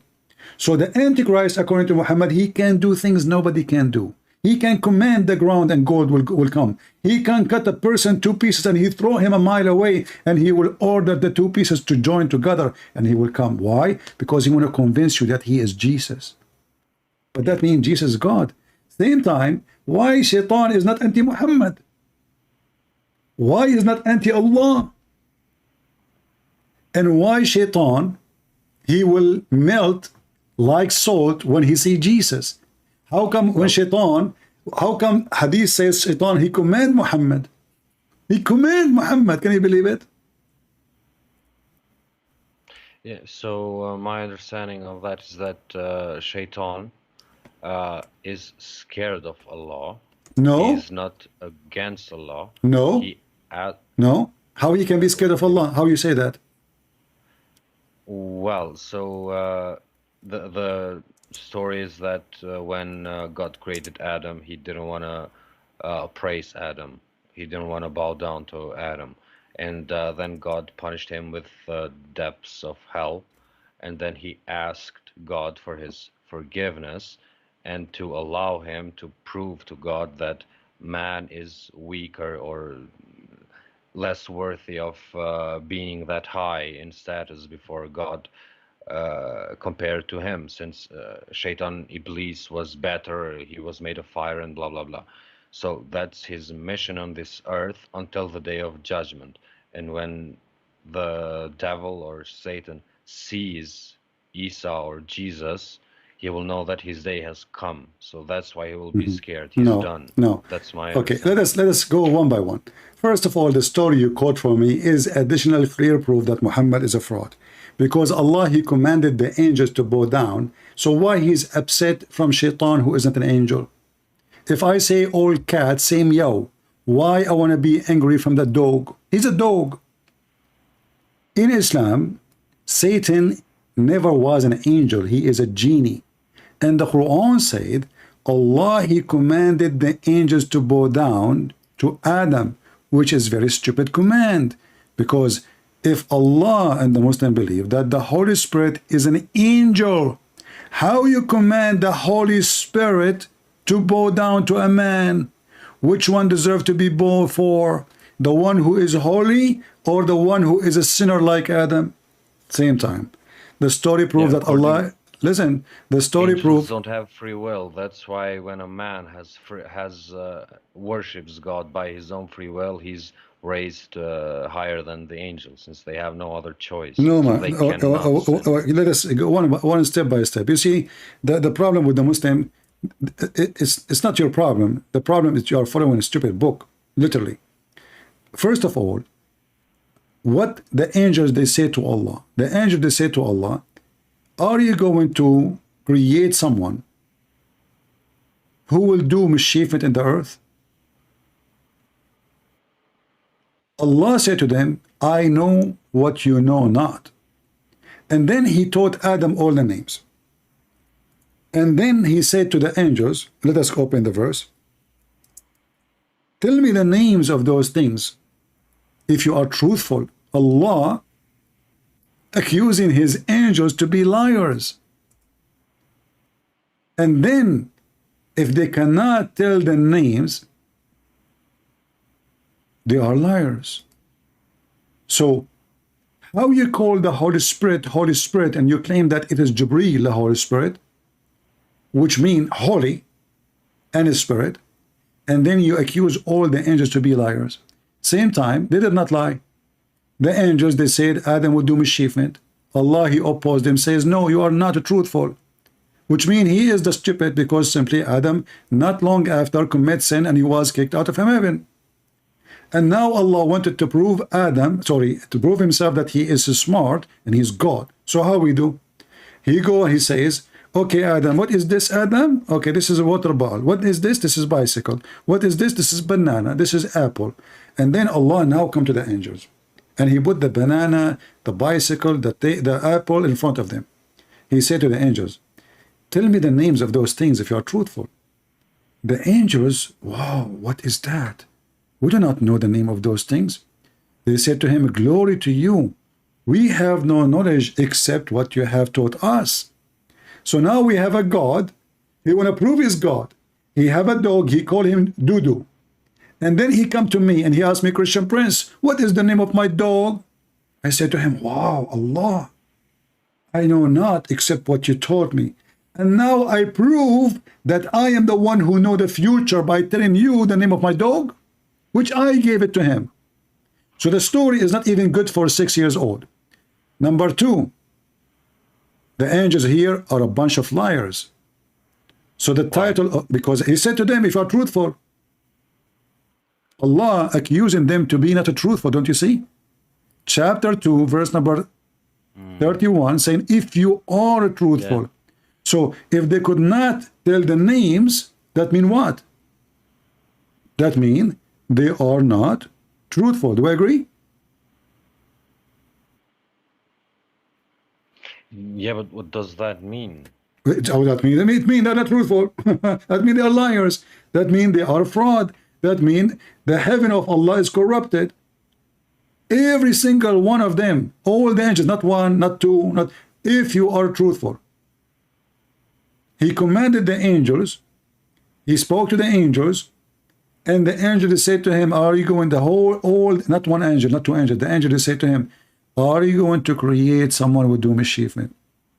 And guess what? He's accusing them to be stupid, to not know the future. It turned to be true. Right away, Adam and his children, they come to earth, and then the son of Adam killed his brother. Correct? Yeah. Right away, not like 10 generation after, right away, the first 2 kids. So the angels, they were truthful, and Allah is not. Same time, teaching I give a name to my dog does not prove I'm God. What about you do the opposite? What about you say to me, listen, we are going to go behind the wall and we will give a name to this dog, and then we come back to you and we ask you what the name we gave him. That will be a good test. But I give the names and then I ask them to give the names to prove that I'm God. Is that a story for a 6-year-old kid?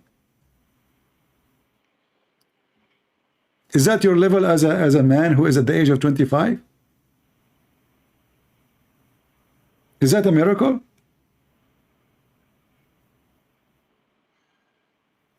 My dog, his name is Tutu, and you do not know the name of my dog, so I'm God. You should do the opposite. You should say, okay, go. I will put things there. Give it names as you wish, far away from me. And come to me and ask me for the names, I will tell you. But he named the names, he named the things, and he placed the things in the front of them. And now they do not know the names. That means he is the one who know what they know not. That is the most stupid, horrible children's story ever. Yeah, but isn't this like how do I say it? Like, for example, if I have my kids in front of me. I don't have kids, by the way, it's just metaphorical. So if I have some kids and they are questioning something, a decision that I make, and then I give them, for example, some stuff that they don't know nothing about, and ask them what are these, and they say no, then doesn't that kind of prove that I know more than them? First And of in all, this case, God knows okay, everything. no, this is not what we are talking about. If your children, first of all, you comparing yourself to children is not right, because you compare yourself when they are in your age, and then let us see who knows more. Not a child, he is just a baby. Maybe he have a diaper. That is not even an example to be taught. Secondly, those are angels. They are not babies. They are growing and they have diapers. They are already angels. So those angels, they are the one questioning the decision of Allah. The questioning will raise a big question mark. First of all, how the angels, they say here, we know and we do not know anything except what you taught us, correct? This is what it says. We have no knowledge except what you taught us. Does it say that? Yeah. Okay, then how here they say, are you going to create somebody with doom achievement in earth? So how they are saying he will do mischievement, which is true, he did mischievement actually not only in earth, even in heaven, and he was kicked out from heaven. So the angels are right, Allah is wrong, accused them not to be truthful, because he accused them not to be truthful about what? About Adam, he will do mischievement. But they are truthful, and Allah is wrong. So here now, if you are the one who is giving a child who is 5 years old an example to show him that you know better, you fail. Because if the child, he says, Dad, this guy will kill people when you let him free. And then you say to him, shut up, you idiot. I'm adult. I know more than you. And then you let him go. And then the person kill people. So the child was right and you were wrong. And this is what happened. The angels, when they said, will you create someone that will do mischief on earth, they were referring to the jinns who used to live on earth before humans. No, he's talking about Adam, my friend. Don't make things up. He is saying, I'm going to create. He did not create yet. I'm going to create someone. وَإِنِّي جَاعِلٌ فِي الْأَرْضِ خَلِيفَةً. So he is going to create someone to inherit the earth. He says, are you going to? He did not have in him yet. You know? Are you going to? أَتَجْعَلُ فِيهَا مَنْ يُفْسِدُهَا? Are you going to? Will you? You see the word will? So it is in the future. It's not done yet. So will you do this? Allah said to them, I know what you know not. And the accusation of them is what? He will shed blood. But they were right. The children of Adam, and Adam himself did mischievement, and the right, the first thing they did in earth is shedding blood. The first very thing. No, but I don't think the angels knew that Adam would be Well, they knew. sinful. No, they knew. Here we How? go. They are saying that. It's in front of you. No, I think this question is more like, let me just give you an example. For example, I take my kids in a car. So after work, I tell them, get in the car, kids, we're going somewhere. And we go to the playground that day. And then tomorrow, I tell the kids, come in the car. And they ask me, hey, Dad, will you take us to the playground again? So it's like, will you create someone like the creation before? That's not That's how I my understand friend. it. I don't know you if you are focusing with me or not. I don't want to be rude to you, but you don't know how to read. It says, will you place therein? Who will make? Not maybe. They did not say maybe. He will make. It's not maybe yes, maybe no. No. Who will make mischievement therein and shed blood while we glorify you? So they are stating a fact. They knew the fact is we glorify you, and he will do mischievement. He will, not maybe. And then Allah, he said to them, you know what I know not. I know what you know. Like I am the one who have knowledge. And then he wanted to prove that they are wrong. And that's why he made the test, which is the quiz of stupidity. He taught the names of Adam. So Adam is what meant, not someone else. Same time the angels, they were right. Allah was wrong. In the top of that, the quiz is stupid, because this is not how you prove that you know what they know not. Not by giving a name to something. They do not know the name. Should do the opposite. You think this is correlating to the story where I believe a third of the angels fell from heaven? No, my friend, Where it says in the Bible? those are all the angels. This is not about. This is not from the Bible. Older. Okay. This is all. Sorry, Just wondering if not there older. is I don't say a older. relation. I said all the angels here. All the angels of Allah. That's why Allah commanded all the angels to bow down. Not one. All. And then the story says, except Iblis, but Iblis is not an angel. Iblis is a genie. So who is the one who accused Adam? The angels. Who is the one should be punished? The angels. So why is upset from the genie? If you have, you see, when we say genie, it's not like we are saying girls and boys, like girls are female and boys are male. No, because simply this is different kind of creature. Totally different kind.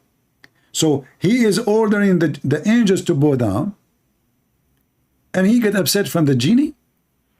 But he did not say. He did not say. The angels all bowed down, so Yeah, but he was only one standing up.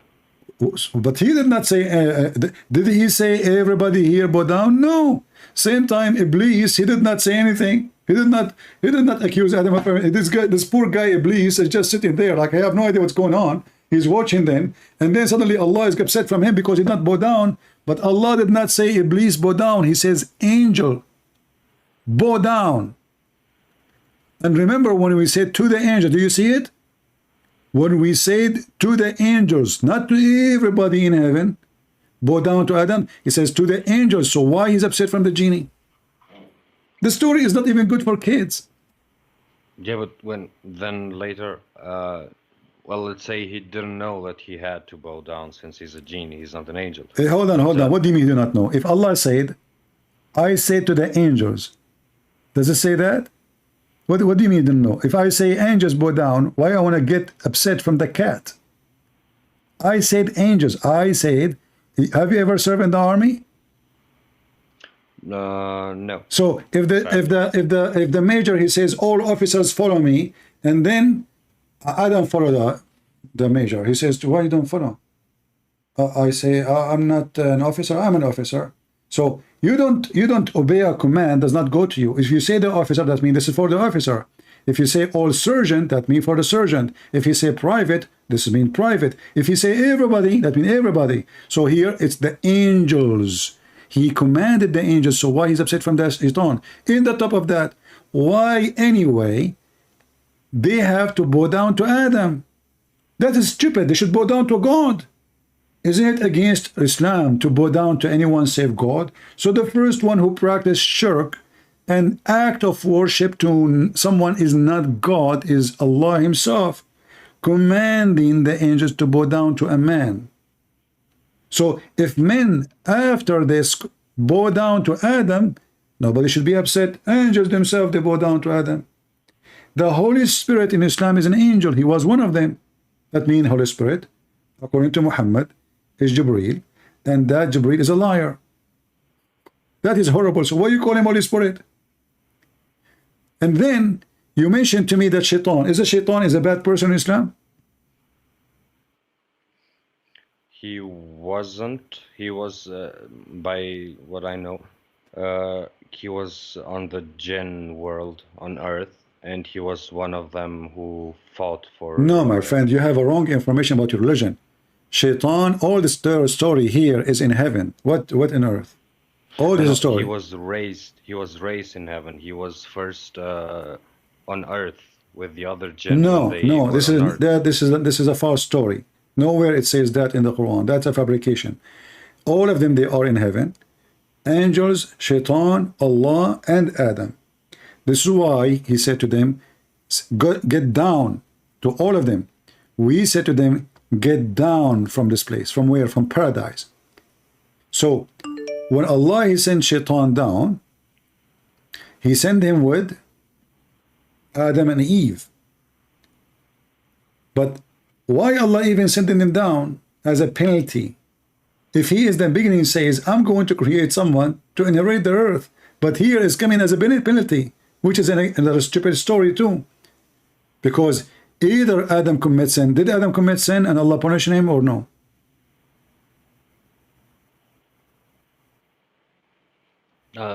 Again, the question, please. Did Adam commit sin, yes or not?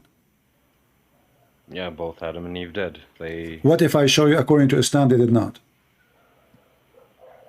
What do you mean? Doesn't Islam also have the story that they bit the apple? Yes, he did. Or the fruit? But this was destiny. It wasn't not a choice. If you force me to do something, how that can be sin? Here we go. This is your prophet saying that Adam and Moses, and your prophet always come with funny, weird stories. Like suddenly Adam and Moses, they met together. How? Don't ask me. So, according to Muhammad, Adam and Moses, they have a debate. Moses accused Adam that because of him we are out of heaven. Adam said to Moses, you stupid Moses, are you blaming me for something written in my fate as a destiny to do? I must do 40 years before my creation. And your prophet says, and this is how Adam confuted, which means he won the debate, and he repeated that 3 times. And this is the hate in front of you.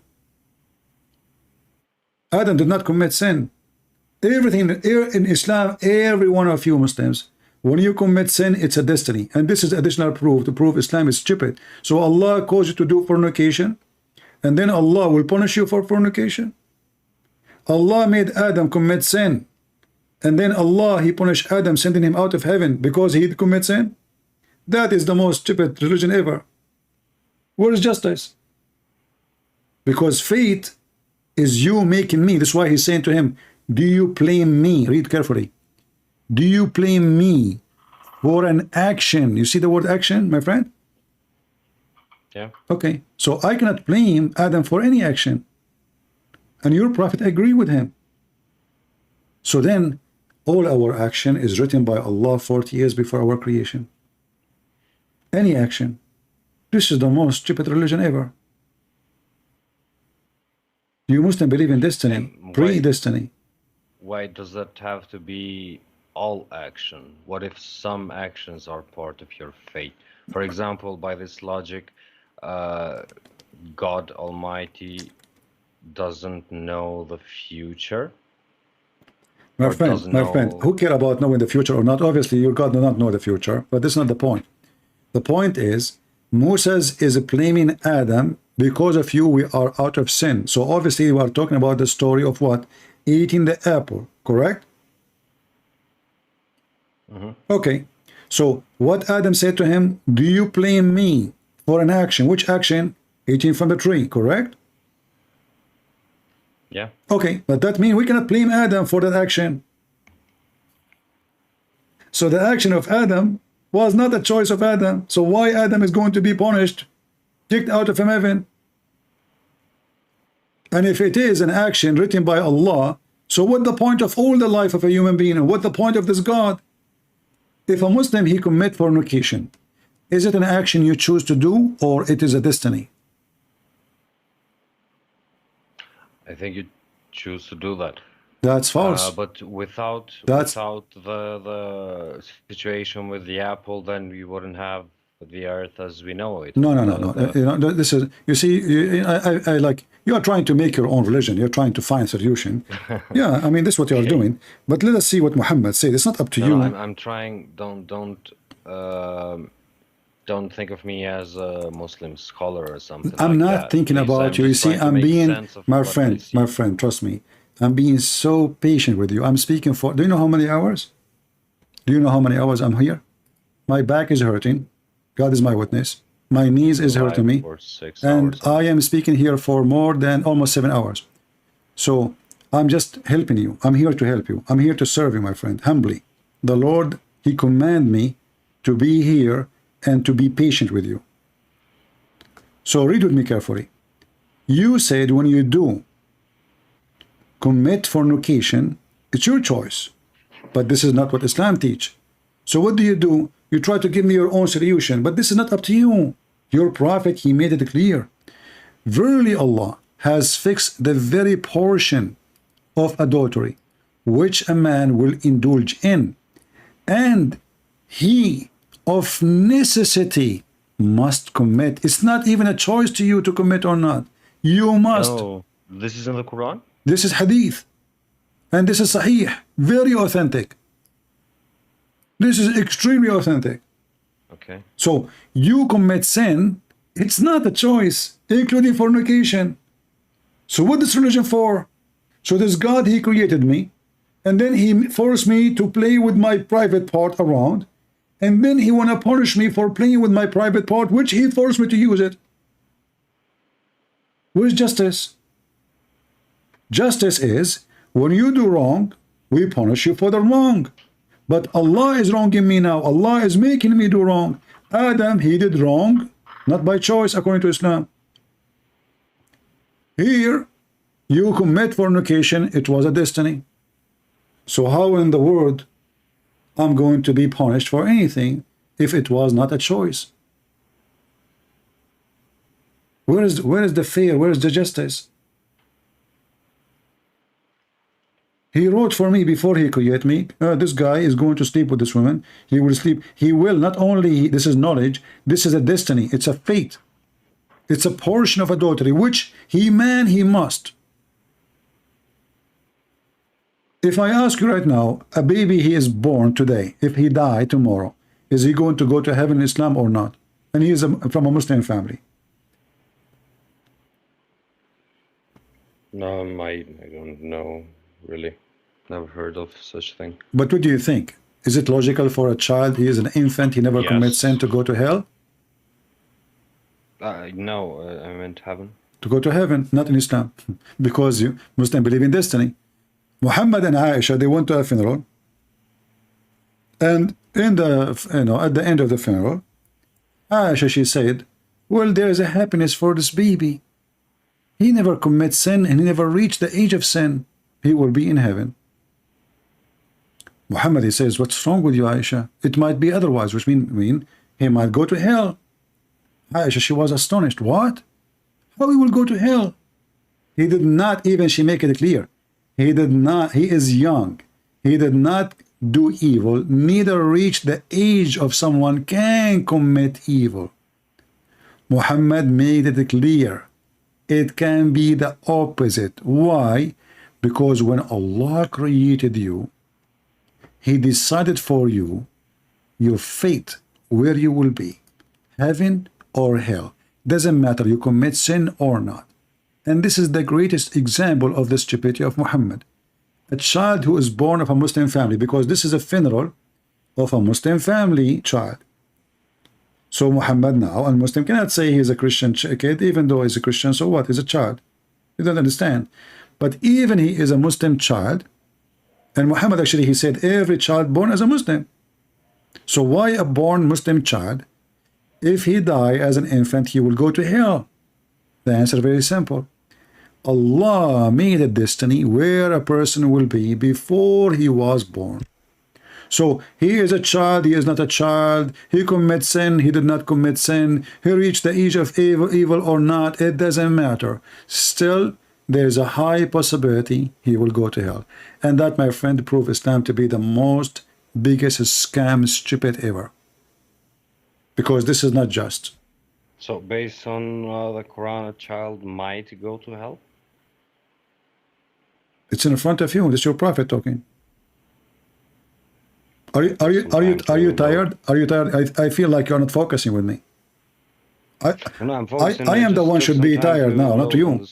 Okay, it says here a child he did not reach the age of doing evil. Do you see it? Or I'm adding things up? Okay, so this person confirmed now he never did evil. He's a baby. Why he might go to hell? Because Allah wrote their destiny before he created them. Doesn't matter if they reach age or not. So he might go to hell.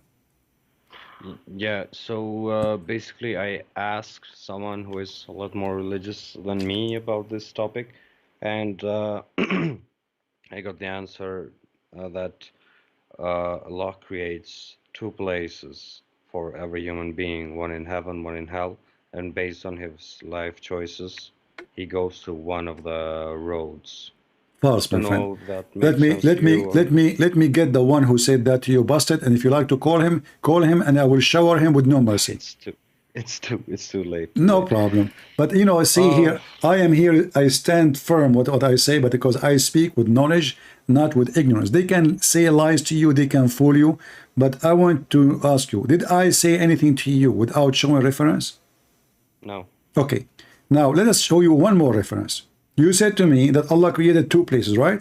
Which is very stupid, because don't the Muslims say Allah knows the future anyway? So what two places to every person? Either he knew I will be in hell, or he don't know I will be in hell or in heaven. So maybe, so let me make one place here, a bed in the jail and bed in the heaven. Why? Because I do not know where he will be. This is not even God, you know. But let us go with the fallacy of this, you know.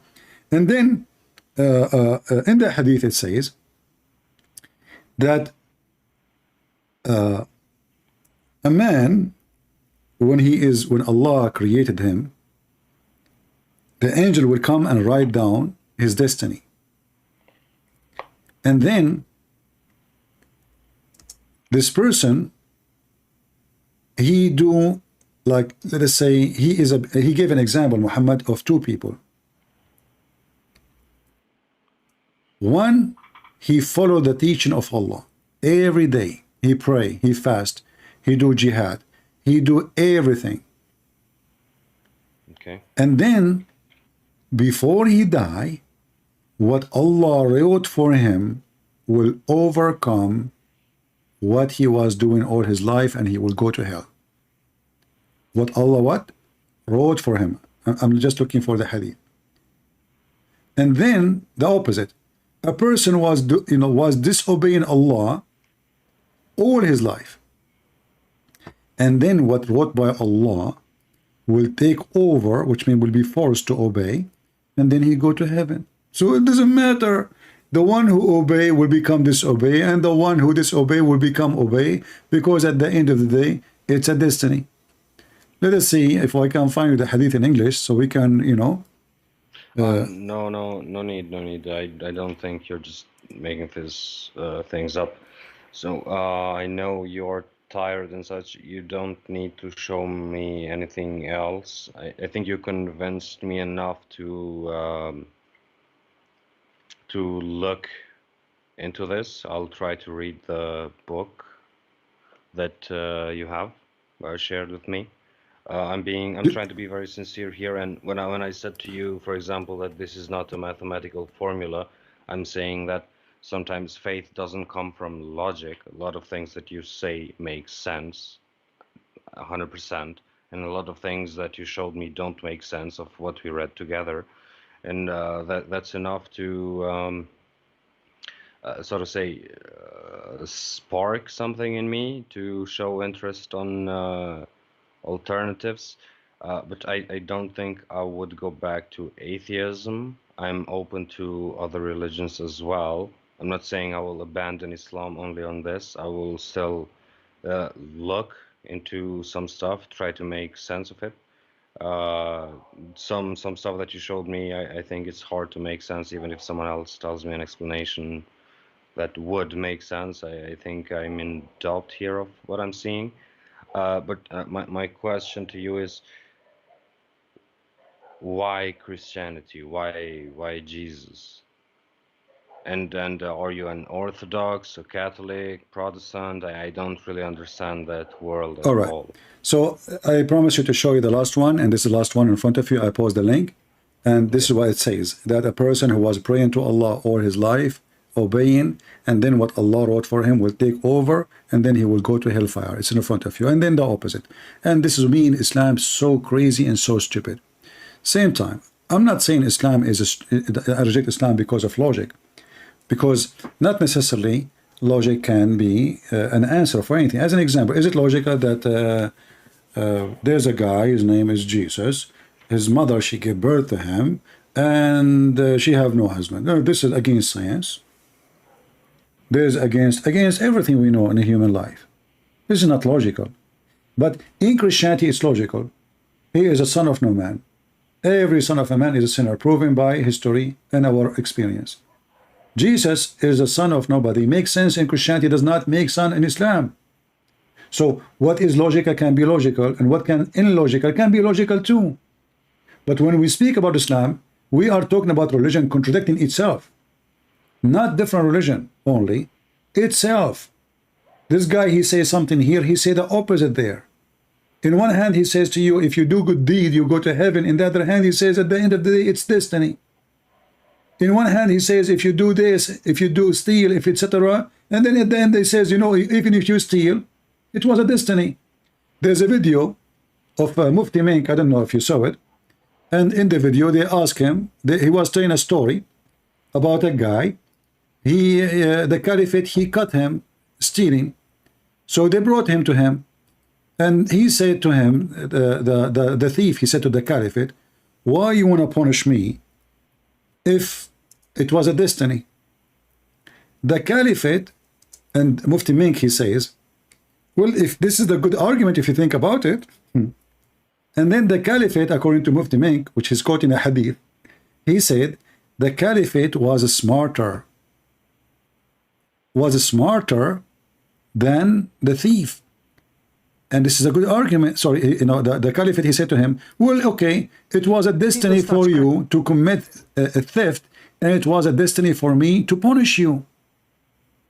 He did not say this is not a good logic. He did not say this is not true. So the thief, he have a good argument. Why I will be punished if it was my destiny to steal? Mufti Menk, he agree. Yes, he's right. That is a good argument. The caliphate supposedly, it's a game. The caliphate, he outsmarted the thief, and he said to him, well, you know what? It was destiny for you to be a thief. It was destiny for me to punish you. But where is there? What is this? Is that a game? Is it who's smart from who? Same time you say to me, why Jesus? There is any other one to be considered? If there's anyone better? Did I say why Jesus? Like why Christianity, right? Christianity is Jesus. Christianity is not a church name. Christianity is a Christ. When I say I'm a Christian, I'm talking about Christ. I'm not talking about church. I'm not talking about priest. I'm not talking about a building. I'm not talking about a page. I am a Christian. My name is coming from his holy name. I am a follower.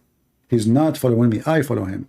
So there is no better name in this earth or in heaven than his name. There's no better name can do what he did. There's no one is holy as he is. No one was able to heal the man pain as Jesus did. Jesus gave us a solution, love. He gave us value to our life. Jesus, he made us children of God. Jesus, he taught us that you can receive salvation by forgiving, not only being selfish and ask for forgiveness for yourself. Forgive before you ask for forgiveness. Feed before you ask for food. Give before you ask God to give you. Be loving before you ask for love. So my friend, Jesus is the loving God, and there's no love like his love, for all love belongs to him. And you say to me, why? If there is other one, if there is someone like him, if there is someone can take his place, no grave can hold him, no death can take him, no devil can tempt him, and no power can control him.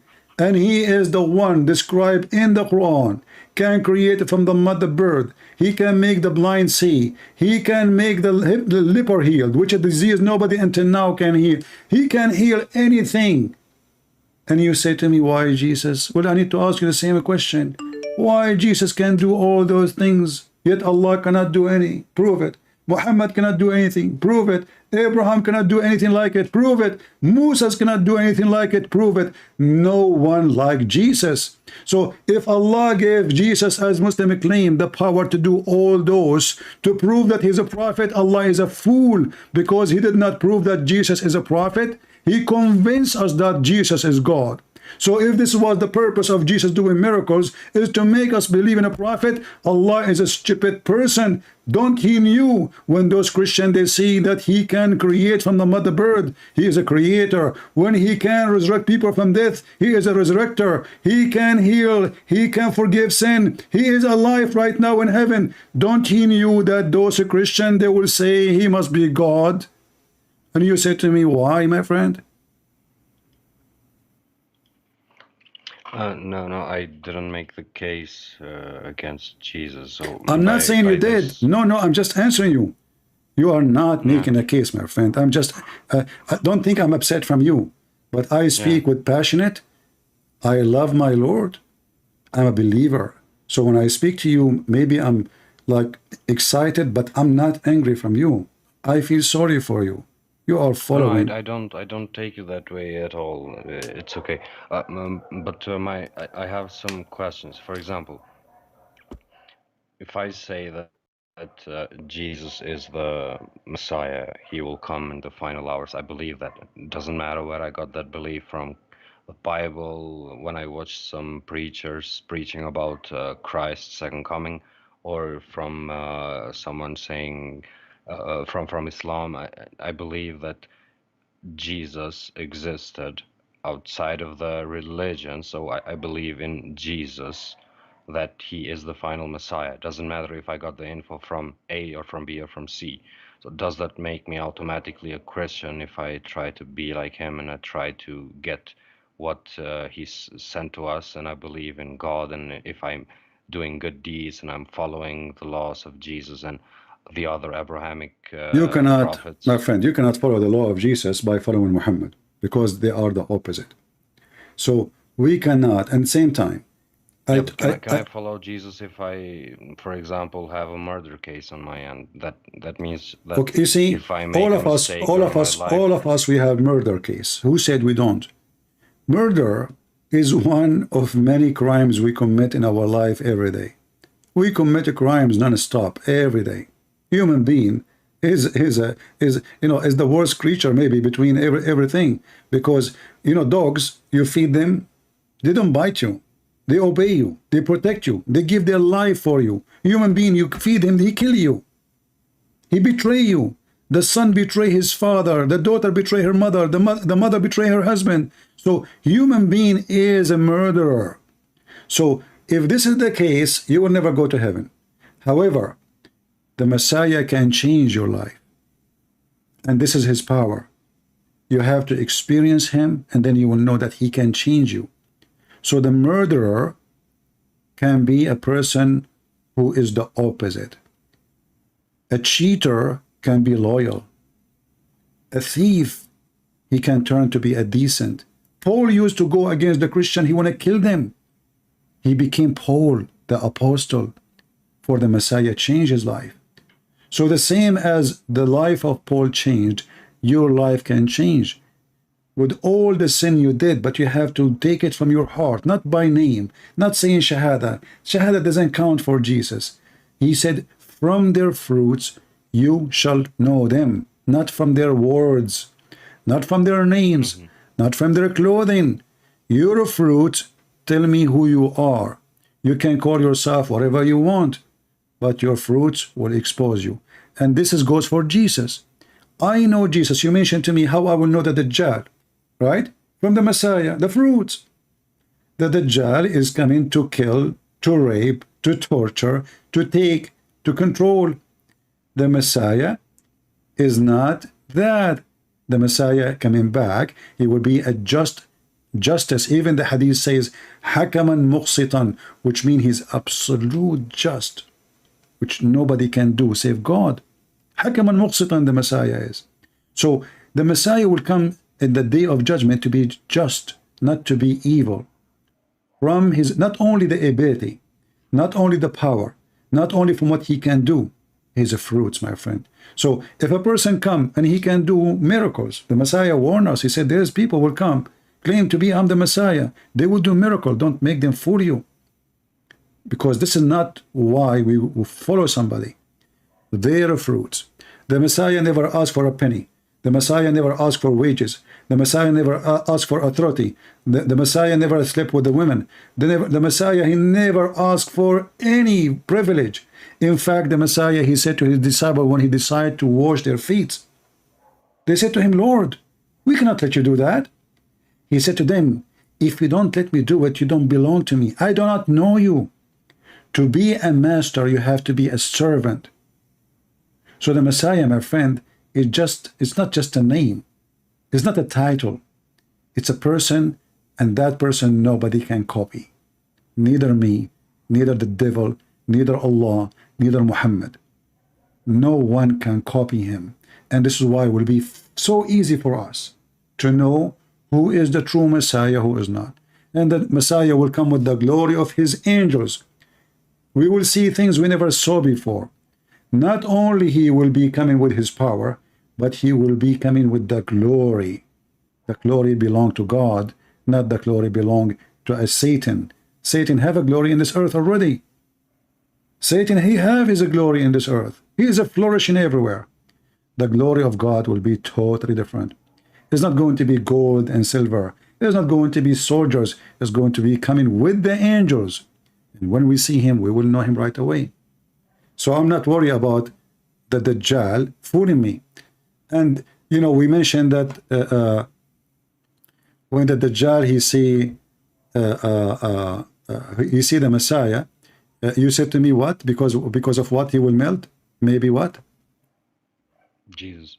Now, why when I said to you, when the shaitan, he will see Jesus, he will be melted, you said to me, what is the reason? Maybe what? He's scared. He's scared. Okay, I will go with you. But why he will be scared from the Messiah? I mean, he's the man. If the Messiah is just a man, what will make Satan melt like salt? This is what Muhammad said. He will melt like salt. Because the Messiah has the power that the Father gave him. Thank you very much. Which is power of God. Satan, he was a challenging Allah. He don't care. He's a challenging Muhammad. Actually, the Quran and the Hadith says that Shaitan command Muhammad. Look here what it says. When the filthy Shaitan, he see the Messiah, he will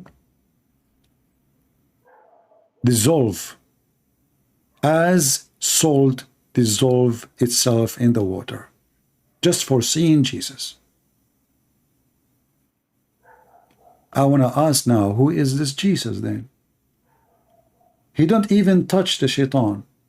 Shaitan see the Messiah, he will dissolve like salt in the water. What we are talking about? Why? Satan and all his power, and this Dajjal coming with big army, massive, controlling the whole earth, and then he see the Messiah, that's it? He dissolve? Is that how easy it is? That remind me of the sun melting the ice. melting the snow, killing the bacteria, destroying everything, does not belong there. That is the Messiah. Yeah, this verse, for example, about Jesus when he comes and that he's so powerful that Satan just dissolves. Don't you think y- a certain amount of truth is in these verses? My friend, I can tell you a lie, and I need always the truth to make you convinced with my lies. Isn't this is what the scammers they do? They Yeah. send you email, they say to you, we are from your bank, please send us, etc. Somebody trying to hack you, give us your password. They claim to be from the bank in order to Yeah, fool you. I see your point.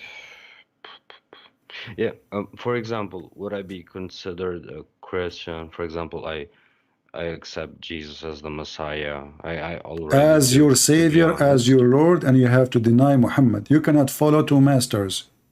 Muhammad deny who is the Messiah. He denied that he is the Son. He denied that he was Do I need to crucified. get baptized and stuff like that, for example? Yes, yes. But first of all, you accept the Messiah. You study the Bible. When you are ready, you can do the baptism. Where? You find a church of your comfort. You speak to the ministers. If you find somebody you think he is he is a good teacher, etc., he can be your helper to teach you and to guide you, let us say, to know the Bible better. Then you choose the Doesn't church. really matter if it's a Protestant I church don't and care. stuff For like me, that. those names doesn't count for me. What count for me is following Jesus or not. You can call yourself Protestant, Catholic, I don't care. Those names mean nothing to Jesus. We believe in one church. That is the one. The church is us. The church isn't the priest. The church never and will be never a priest. The church is us. Never was a building. Jesus never built a wall. Jesus never built a roof. No, I don't, just don't misunderstand me. I just want to be sure that, for example, if I talk to a priest, I'm not talking to a priest who is deviated from the message of Jesus.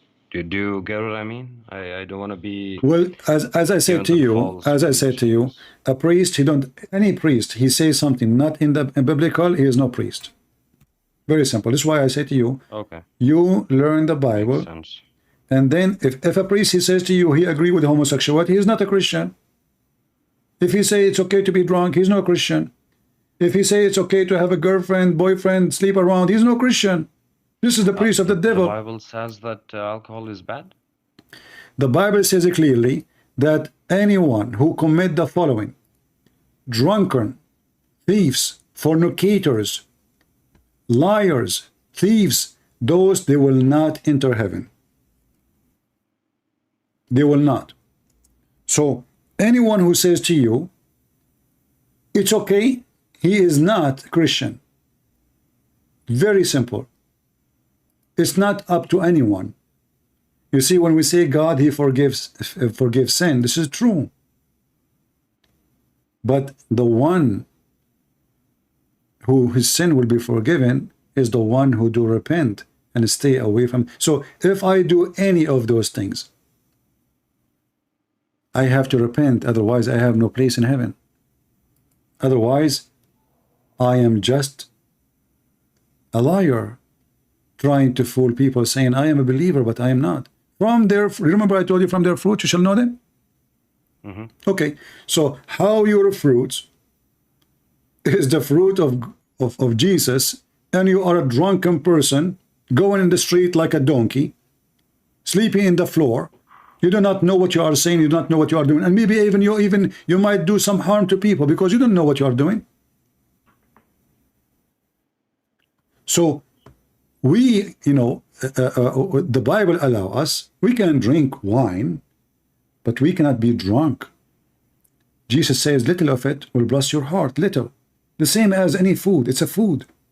So little salt is good, little sugar is Modest good. amounts. Anything, too much of it will kill you, even if it's air, even if it's water. Are you with me? Yeah, I'm following. Okay. Oh, yeah, man, it was a good conversation. I joined with an open mind, and I want to see what you got for me. So I'm not very informed on Christianity. I would consider myself. I think I will read into what you sent me, and also I'll look into reading the Bible as well as the Quran. I haven't finished it, to be honest. So I just want to make sure that the information that I have is All right, my friend. I want to process it, and I want to take things slow. That's what I meant before with the you can just show me a formula, 2 plus 2 is 4, I will believe it. But when it comes to faith, I think it's a deeper manner. You cannot just snap your fingers and just switch something you believed for, let's say, a year or 2 years or whatever it is. So it's gonna take some dwelling to do on my end. Take your time, my friend. But I did my part to show you. And no, I honestly, I was looking into Christianity for the past months, watching some videos, debates, and stuff like that. So I was already interested. And I think this conversation today helped me a lot. And I know your intentions weren't anything bad, or you didn't have an interest on this. I didn't join here just to go back and forth with you. No, Quran is the right way. No, that is that. But I wanted to play the devil's advocate, so to say, so that I know what your argument is against certain stuff. So yeah, I want to thank you for your time. you're And welcome. And if you want, you can bring any big sheikh if they try to convince you in the opposite. And you sit and you watch, listen, let us see if they can come with something, you know, to refute what I'm saying. They cannot. This is why they avoid me, actually. All of them, they avoid me. Because a yeah, person who claimed to be an imam, he will lose his career if he debated me. Very simple. is it okay, for example, during my studies, if I have a question or something like that, if I write to you here on Skype or something like I that? don't answer people in Skype. You can call me. But like, if first, like, try to text me. If I did not see it, answer it. Try to ring me, you know. And I don't go in Skype unless I am live. So when you see Skype is on, that means I'm live. Okay. If you see Skype is off, that means I'm not live. All right? Okay. I don't use it for Yeah. personal talk or, you know, only when I'm live. All right? Yeah, Well, my greeting to thank you people again of for your time. Albania, and I hope more Albanian, and feel free, please, to share the book. This is my gift to Albanian people for free. And Well, Albanians before used all to be Christians before the Ottoman Empire, so see, it's not that out of the perception for me that an Albanian can be a Christian. So it's not like a Muslim nation at all. Even though the majority is Muslim, nobody really practices it, and most of them are ignorant on, for example, the verses that you showed me. I had no idea that they existed. my friend, if people knows Right. what Islam is about, nobody will stay as a Muslim. This is why they are Muslims. 90% of Muslims, they are ignorant in Islam. They don't know. The second you speak about Muhammad, against Muhammad, they will go crazy. But they don't know what they are talking about. All what they know that should not talk about the Prophet, we will kill you. But the second you start showing them, if they want to listen, then you will see that they cannot answer you, they cannot refute you, and Islam is the most stupid religion ever. But who is listening? The majority of Well, mankind. I would argue that there are some religions, for example, Hindu and that sound stupid there.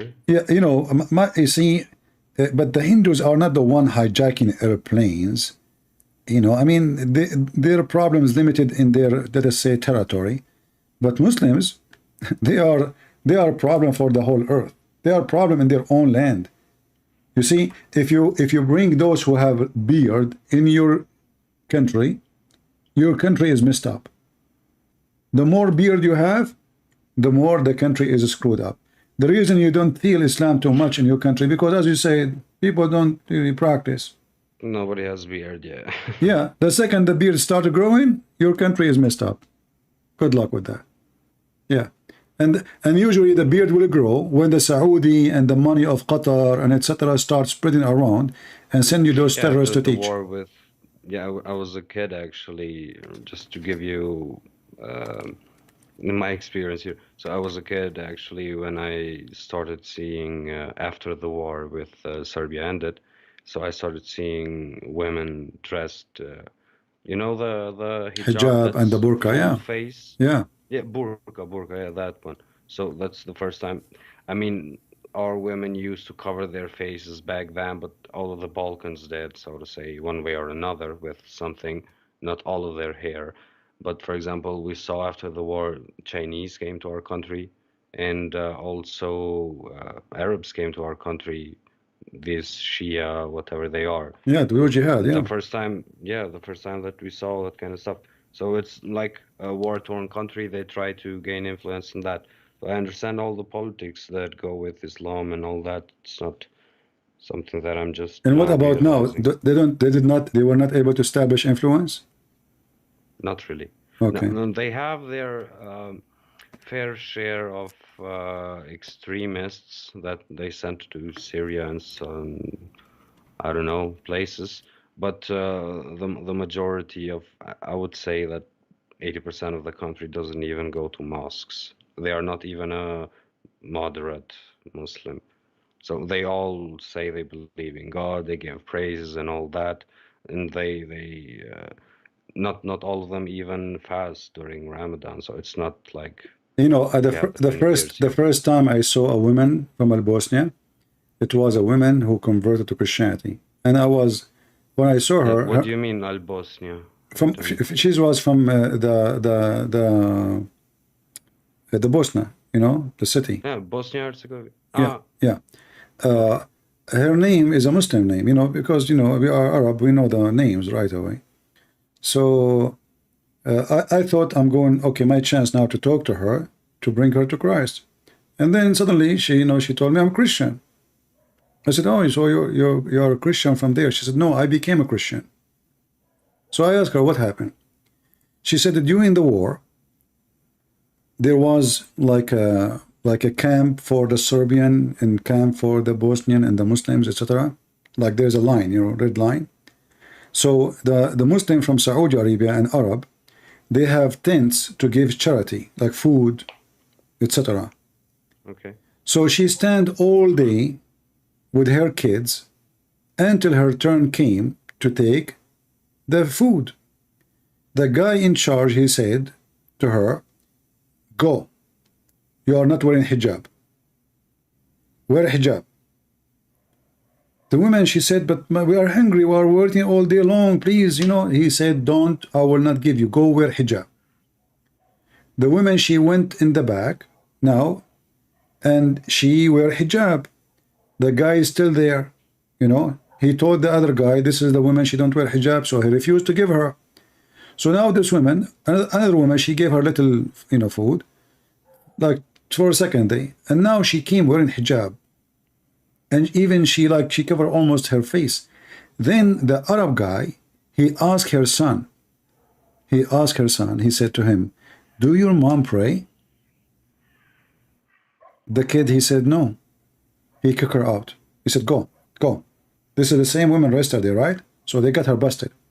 Then she went to the Christian area. And then there, they did not ask her religion. They did not ask her, do you pray to Jesus? Do you hate Jesus? Do you love Jesus? Nothing. They gave medicine to her children. They gave her food. They gave her blanket. They gave her a tent for her and her children alone. She said, they never asked me anything. I said, maybe down they will push the Bible in my mouth. They will force me to pray Jesus. She said they never mentioned anything. They were so nice to me. And this was the first step for me to know that Christ can change people. And Muhammad, he changed people too. Those people did not see that I am a mother and my children are hungry, or what they care for if I'm a Muslim or not. Those Christians, they knew I'm a Muslim. They knew her, she is a Muslim.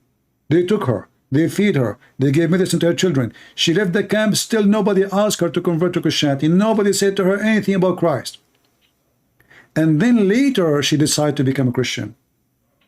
But she said to me, this was my first experience to see how Jesus bring you to him. And this is how he brought me to him. It was not through a person debating me or arguing with me. I did experience the love of Jesus, and I experienced the hate of Islam. They were kicking every woman who don't wear hijab. They refuse to give her food.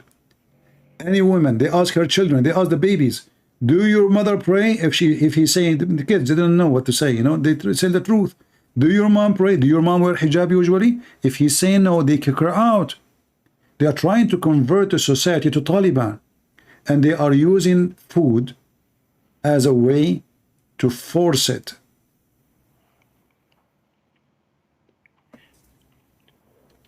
Yeah, that's very bad. I never had these kind of experiences. I didn't think the Muslims here are that extremists. At least they couldn't, since we have a strong sense of nationalism. So, for example, on the war against Serbia, when we fought, then we didn't have a lot of Christians, since the majority was Muslim, but also Christians fought in that war side by side. So family members of mine who were Christians, they went to war and they were soldiers. I don't think that is prevalent in my country, so I never experienced something like that. When I see, for example, images of the Taliban and what they do and some Arab countries and how they treat people there, I think that's disgusting, and I don't think that's I don't want to believe that those things come from the teachings of Islam, or I didn't at It is. least.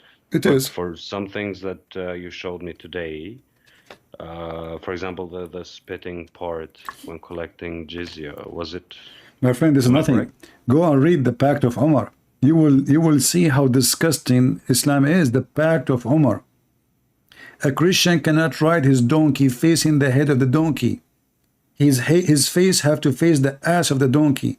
A Christian, he have to carry a cross almost 9 kilograms in his neck if you want to wear a cross, just to make fun of him.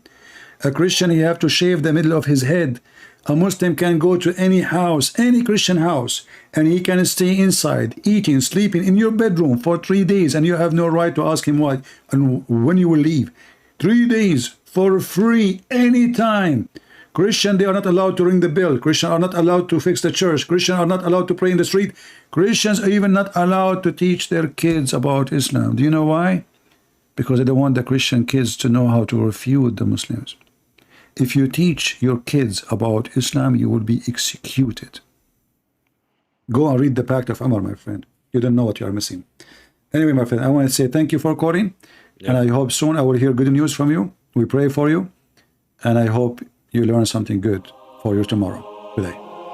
Thank you, thank you. You're I welcome. appreciate the time. I sincerely appreciate the time that you spent and all the messages that you tried to put to me. And I want to say thank you and all the chat who has been watching and